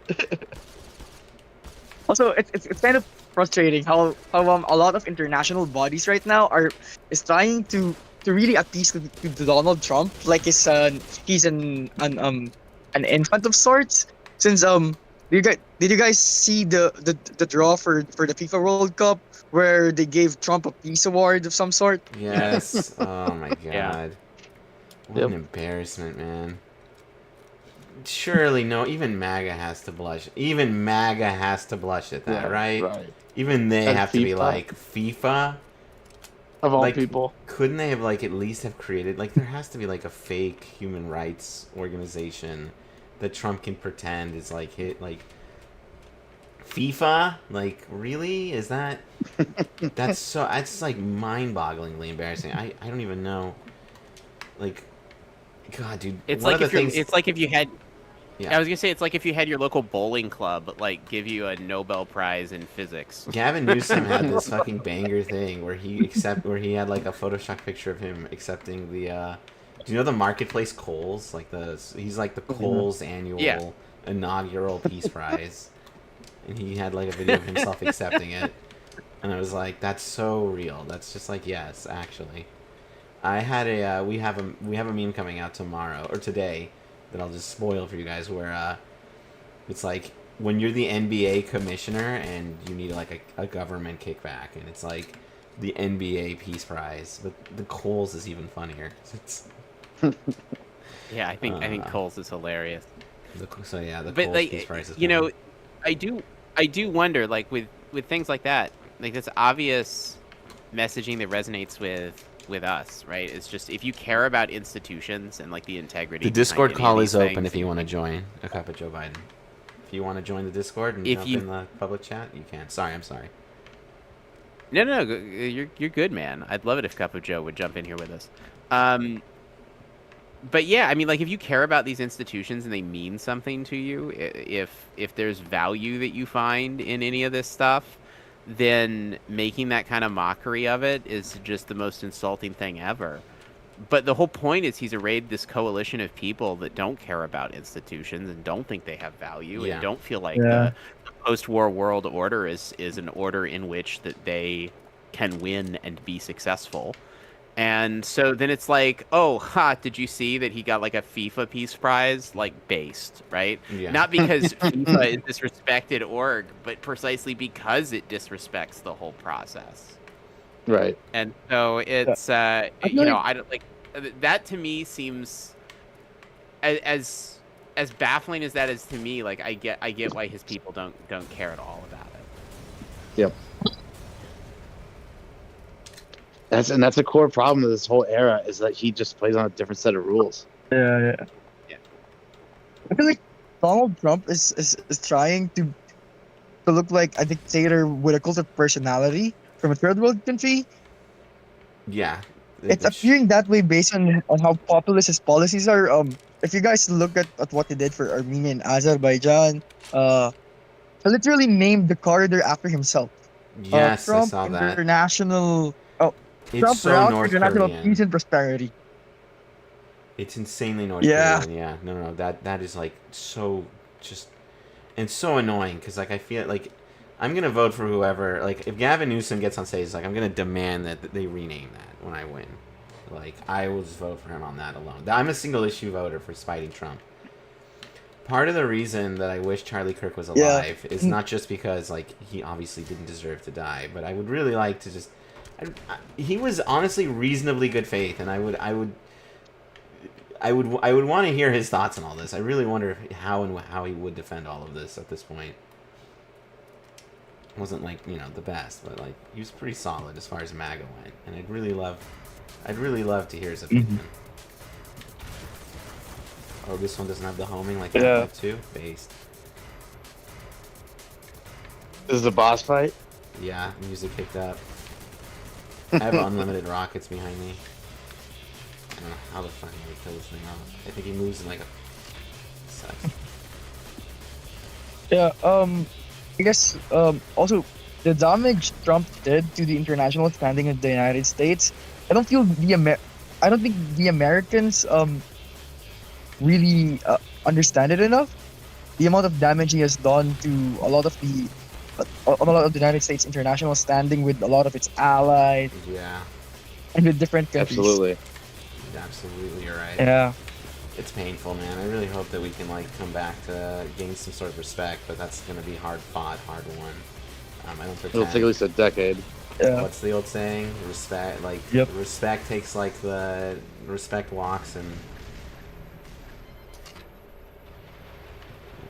respect. World Cup tickets are. You can lose trust in 3,000 an instant. Yeah, that's basically it. Yeah, exactly. Yeah. It's gonna be I very remember hard the fought. outrage in my country when we sent what do you call this, our people from our trade ministry to the United States to renegotiate the tariffs, and Trump didn't even move the needle, even a percentage point. And we were really hoping for him to change it, considering that our country is one of America's front line of defense when it comes to China. Which one? And- What country are you from? You didn't actually. And we have been mention. allies with the United States for the Philippines, yeah. Oh, The outrage here was massive, and that was considering the Philippines is one of the most pro-American countries in the world, yes. like consistently. Right. Yeah. absolutely. No, it's absolutely just a Jesus Christ. I'm sorry. I'm reacting to the game. It's absolutely one of the greatest shames that MAGA's brought on this country is how poorly it like pretends it's conducting business. And it's just the thing about Yeah. MAGA. One of the things that like you really learn to hate about them is they have a very winner and loser view, and that's like what guides like the agreements on like when Donald Trump is like conducting work with when Donald Trump is doing anything, but when he's like trying to do the tariffs with Canada, like you can just tell his view is just like I need to take Canada to the cleaners or I'm a fucking loser. And that is just a terrible ideology because no you don't, like they're our allies, like you don't need to take them to the cleaners. Yeah.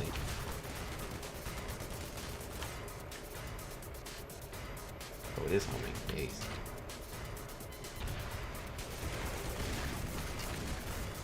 But yeah, definitely the damage he has done in a lot of things is incredibly massive. Like Sorry, one sec. American allies have been trying to just focus on each other instead of to get more agreements with the United States. It's the same thing with the Philippines. So for over 70 years, our only clear ally was really just the U.S. We kicked them out of our bases, but we gave them access to a lot more bases afterwards.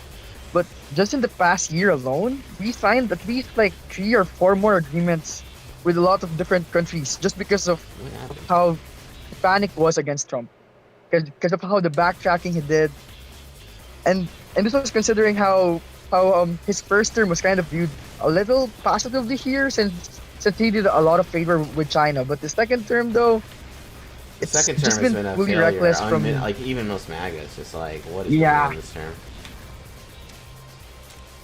Like, yeah, I remember like Fuentes is like really upset. I think literally everyone agrees this term is not going the way it should. Putting it broadly. Hey, Cup of Joe Biden, how's it going? Except for- Chief? Hey, it's doing good. Hopefully my mic is working. Your mic's a little low. I can turn you up, or you can't turn yourself up.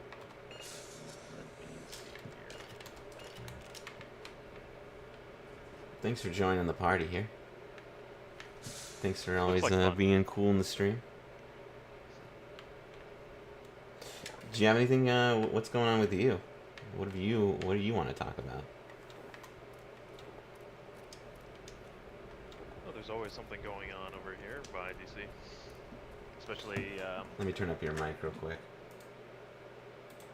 if I move it closer. Okay, try talking now. 1, 2, 3. Yeah, all right, you're good now. You know, I saw there was wasn't there a ruling recently regarding like the National Guard being deployed? They're actually keeping the National Guard going on in DC for like a bit. All that effort that's going on. I haven't heard anything about the National Guard. I just so much to talk about. Have you guys heard anything about the National Guard these days? The last I heard was of course the ruling that they had to be out, and then the tragic shooting. But I hadn't heard anything since then. That doesn't mean that there hasn't been anything since then. Just that I haven't heard or seen it. Right, there's too much to keep up with these days. That's part of it, dude. The goal is to exhaust you. Never forget that. Never forget these words. The goal is to exhaust you. And God knows it's sometimes working, but we gotta keep it together. I think the only Yeah, you- constituency that's happy, as what you were talking about a second ago, is the crypto billionaires. He sold everyone out too. Yeah, I mean, I'm sure if you're the CEO of Binance and you're like you've gotten what you need. You're kind of a single issue voter, but you got what you needed. You don't have to pay back people for fraud anymore. It's like what the fuck? Like he had to pay back his people, and now that he has a pardon, he got pardoned from all of that, which is like, supposed to be a national embarrassment, but we call that another day in Trump land. I'm just So I annoyed. don't know if you guys. This is a little while ago now, but if you guys recall seeing the Substack from Curtis Yarvin, that was just like, "Party's over, guys. We're cooked." Really? I did not see that. Why are we cooked? Why are Yeah. they cooked? It was a while ago. He's like, we didn't go fast enough, far enough. It's collapsing. It's all coming down around us. We didn't do it. We don't have absolute enough power. We didn't get fascist enough, fast enough. And What do you mean? They and still it's have done. time. You I'm better disappointed. start making your exit plans, because I'm kind of shocked that he says that, because honestly, like, you guys still got a full year of the current status quo. Like, what has changed? Why? I'm almost disappointed. I mean, they're giving up. I think we have to be super vigilant, but I do think it is likely that we're going to have a mostly free and mostly fair midterm election, which I think is a big fail state for what Project 2025 was trying to accomplish and what needed to happen for that coalition to retain power as it became more and more unpopular. Even with all the gerrymandering. Oh boy. Even with all the gerrymandering, I think, well, because the counter gerrymandering is balancing it, right? And so, like, sure, you gerrymander Texas, but then Prop 50 passes overwhelmingly in California, and Indiana goes down in flames and won't gerrymander for you, and then Virginia is now talking about new maps, and I don't even know which party the gerrymander fight is going to favor. Like, it may absolutely backfire that Trump started that fight. Yeah, because like, Democrats are overperforming by like 20 points, so like, it's actually kind of hard to craft. God dang it! It's hard to craft loyalists. Well, yeah, that's the other thing. If you're a Democrat and you're trying to gerrymander and all you care about is the next election, like, create a bunch of D+5s and you're coasting. But if you're a Republican, you got to create like D20s. Yeah. And like, there's only so many ways you can carve D+20s out. Yeah. What about The other ruling? thing that Oh, sorry. Oh no, sorry, Joe, you go ahead. I was just thinking about the VRA ruling. We haven't heard from that yet as well. The VR8. Am I? Or the Supreme Court case regarding, I think it was the Voting Rights Act. Are they they're supposed to be reviewing that? discussing about. Oh no! Oh, the Voting Rights. Well, You're so right. I thought it was a Civil Rights Act. Or is it the Voting Rights Act? The Voting Rights Act is what would cover gerrymandering. I thought I saw that SCOTUS was allowing the Texas map to go forward. They were. Unfortunately. Yikes.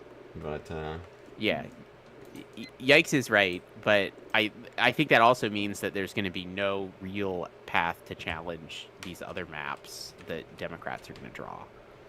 And at the end of the day, like I said, I think that may end up just being a wash. And, like, the voters are going to lose. Like, we're going to have worse districts. I'm in Virginia. Like, I'm not looking forward to the map that's proposed. I don't dig it. But it's... one of my groomsmen necessary. is... I had a groomsman at my wedding, and his uncle is a Republican congressman in California who's probably not super thrilled with the goings on of things. I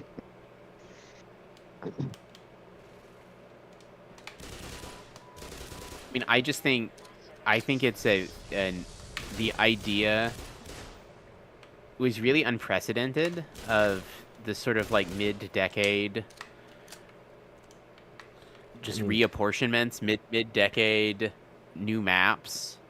Gerrymandering's been with us for a long time in this country in varying degrees, but you do it again. There's a way of doing things. There are all of these sort of unspoken ways in which our system works, the sort of unwritten rules, the agreed upon way of doing things. There's a new census, there's a reapportionment, you get together and you draw new maps, right? You don't draw new maps every election. And you start to destroy all that institutional credit that we've built up as a functioning democratic society when you attack those norms. And the destruction of those norms is, I think, more than the violation of any specific laws. The destruction of those norms is going to be super hard to come back from on the other side of this, right? Yeah, it's absolutely. much like Rhino was saying about our international relationships. It takes a long time to rebuild that. It's very hard to get that back. Yeah, that's the part that I feel like we as a country can survive this, but man, the damage to our credibility is, I mean, the one good thing is news media goes quick, you know, 4 years from now, who knows what people will be remembering, but it is a big concern. I'm not going to pretend that, I'm not going to sugarcoat it. It will take a lot of effort before following, you know, these 4 years, or actually 3 years to go. I mean, it'll take something even harder than effort. It'll take people who are actually thoughtful and contemplative about these things and are deliberate in an attempt to build some of that credibility back up in a way that's very both conscious and conscientious. And that's rare in politics, even outside of whatever this MAGA moment is. So it's going to take some pretty special leaders to bring the country back from where it is and start to make progress in the right direction in some of those things. Like we might find ourselves free of MAGA and still not able to right that ship for some time until the right people come along.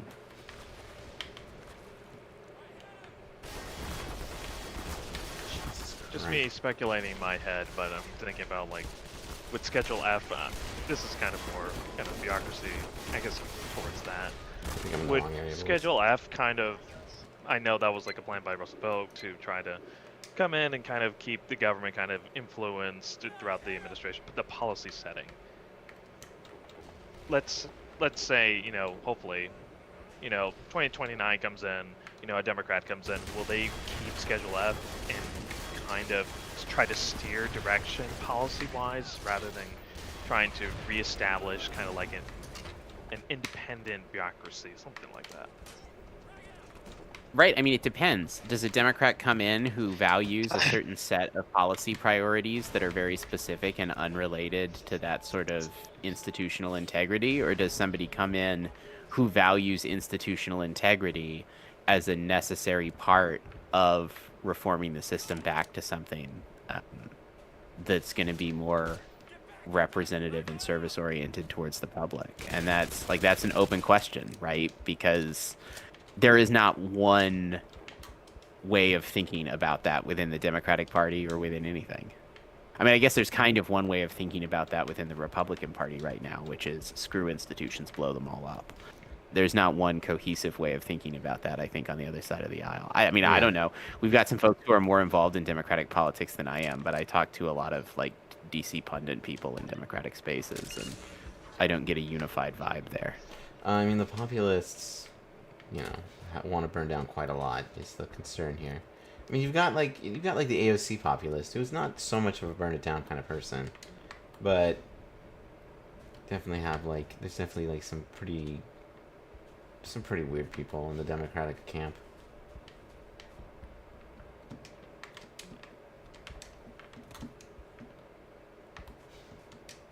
I just can't. It would be difficult, going back to foreign policy wise, you know, being, you know, part of the European Union, and you're dealing, you know, 4 years populism, you turn around and then the next administration comes in and trying to steer things back to the way it was 4 years prior, which I guess that's kind of, well, we didn't see that to an extent, you know, between, you know, Trump 1 and then, like, the Biden administration. Was there so much of a shift, like, back? Like, radical shift compared to now? It's a good question. I think that Trump wasn't as bad, so I don't know. He wasn't like great, but like the big like letdown in Europe was like the whole Ukraine thing. I think it's just been like where things are sputtering out as far as Europe's concerned, where it like personally is, you know, feeling like I think that like, you know, he's failed in ways there that have really caused Europe to rethink, you know, whether it wants to build out its own defense industry now, which is like, again, we were talking about zero sum, where like, you know, oh, we're not sending money to Ukraine anymore. Okay, cool. Well, now they're gonna start shifting, like their weapons. They're gonna start getting them from France, making them, or Germany, or wherever, or India. And what can I say? Like, one of the big unexcusable things that Trump did was he stopped shipments of goods that were like mid-travel, which is disgusting, because like Zelensky and his people moved their troops around with the understanding that shipments in travel were shipments in travel. And now we have a situation where, if you're relying on U.S. arms, guess what? They might not actually make it if your president gets into a spat. It's like, it's cooked. So it's really not good news there. I mean, it's interesting. Ukraine is the big fracture point there, I think, as much as anything. I mean, well, Ukraine and trade, right? And trade was bad in the first administration, but wasn't as bad. And Ukraine was not an issue during the first administration. And so, there's been a long history of U.S. presidents being closer to Vladimir Putin than they ought to be. Right? You have George W. Bush, who saw his soul and knew that he was a good man. You had Barack Obama, who could be wanted Putin to wait until after the election, where he'd have more flexibility. You have you've had a long, uncomfortable, cozy relationship with Putin and U.S. presidents for a while, and I don't know if that's just a real commitment to an overcommitment to trying to build a more productive relationship with Russia than during the Cold War. I think there's been some slowness to recognize the extent to which Putin's autocracy had eroded core values in a way that made U.S. and Russian interests wildly misaligned. There was a lot of hope diplomacy, right, that happened with Russia prior to Ukraine, and I think Ukraine changed all of that, and Trump in the second administration reverting that, it feels like a much bigger betrayal to the rules-based international order to flip that on its head than any of those prior administrations, maybe operating under some pretty naive and overly friendly foreign policy in those previous contexts. And it's just, I think broadly, the first Trump administration was not as destructive to norms, right? He still needed to rely on some DC Beltway professional people to staff out the administration. He hired people who were professional, yeah, exactly. He hired, not loyalists, but... Yeah, and you don't have that. By 24, it was just the purges had been full within the Republican Party. Loyalty was the primary value that was going to be rewarded, and there would be no there'd be no sort of betrayal of the populist anti-professionalism tolerated within those DC establishment positions. I mean, the point was to destroy the establishment positions, right? The point was to eradicate the professionalism. So you see a lot, I think. You see a much more disastrous second term than a first one. Easily. There was some hope with Marco Rubio at the beginning, thinking that there would be some kind of moderation going on, and I don't know, probably not anymore. But if Rubio ever gets fired, he's gonna rebrand to I was always on the side of Ukraine, trying to fight from within. He's already got his book half written. I promise you. That's how he's gonna. I think Rubio's challenge is Rubio really owns this Venezuela stuff. And that's the stickier thing. I think on everything else, on Ukraine, certainly on any domestic policy issues as Secretary of State, he can make that case at some point. I still won't believe him, but he can certainly say it and kind of say it with a straight face. But right now, the most scandalous thing about the administration at the moment, and I know it's hard to keep track, right? But the war crimes being committed in the seas off Venezuela, and I think there's an argument to be made that Rubio is as much in ownership of that as Hegseth is, and that's dangerous for him for sure. I feel like maybe we're getting a phone call or something. We have a caller. We have a caller. Line 3, you're on.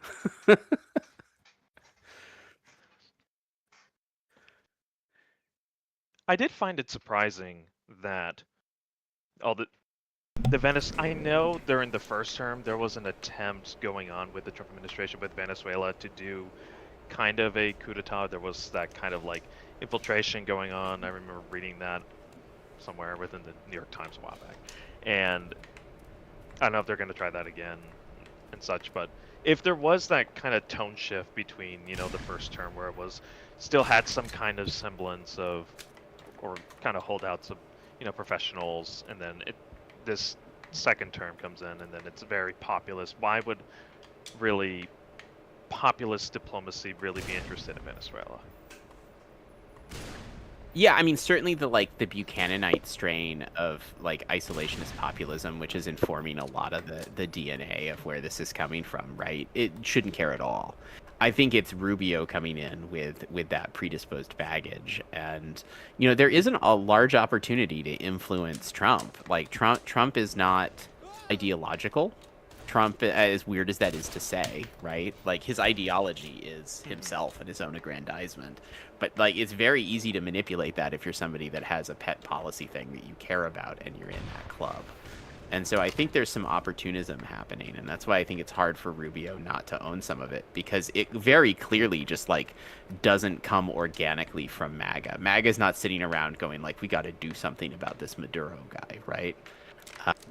Yeah. And by the way, it's not a regime I would mourn. If the Maduro regime fell tomorrow, I would be happy. I would lift a glass. I would toast it.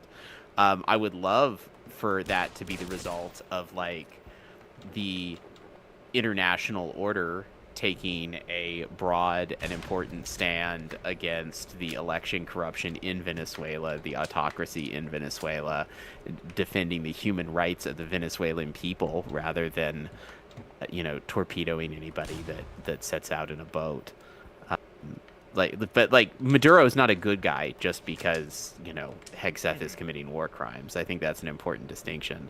But you're right. It's baffling. Why would Trump want to do this? I don't think he does. Why would Rubio want to do this? I think it's been a long-standing goal. Seizing this opportunity. I have to go pretty soon. I can keep the stream on if you guys want to keep chit-chatting. Totally up to you.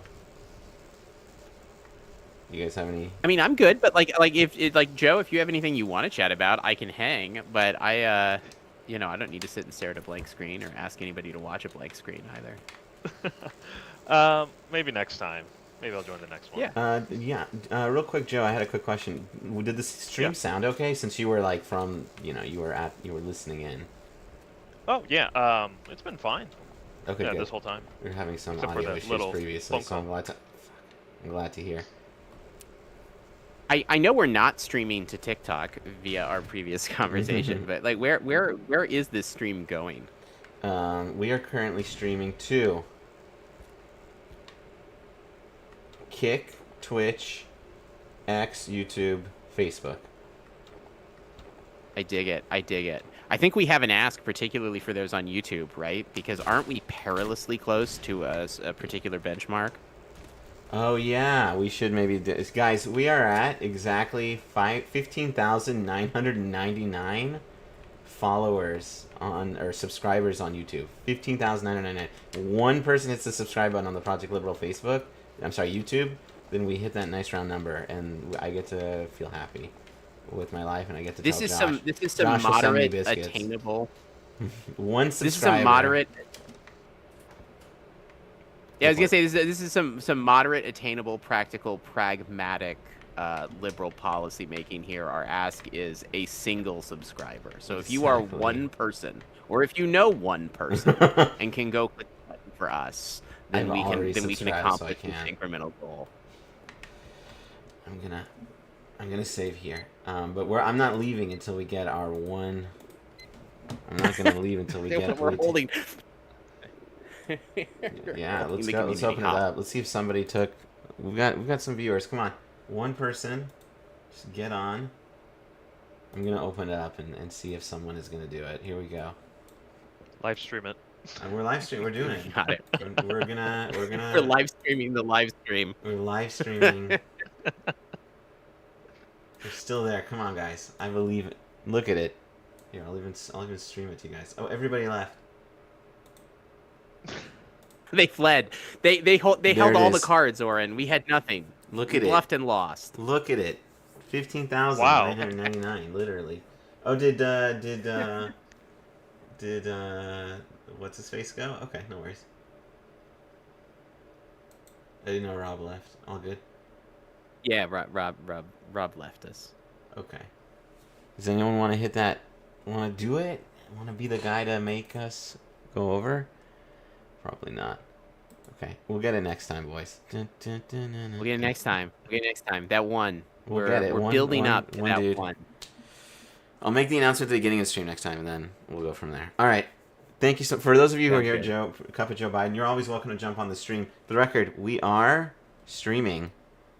We stream Mondays and Thursdays, 5 p.m. PST. That's it. We might expand as more people want to join on. For now, Mondays and Thursdays are for sure thing. So if you want, we'll be streaming some more then. So please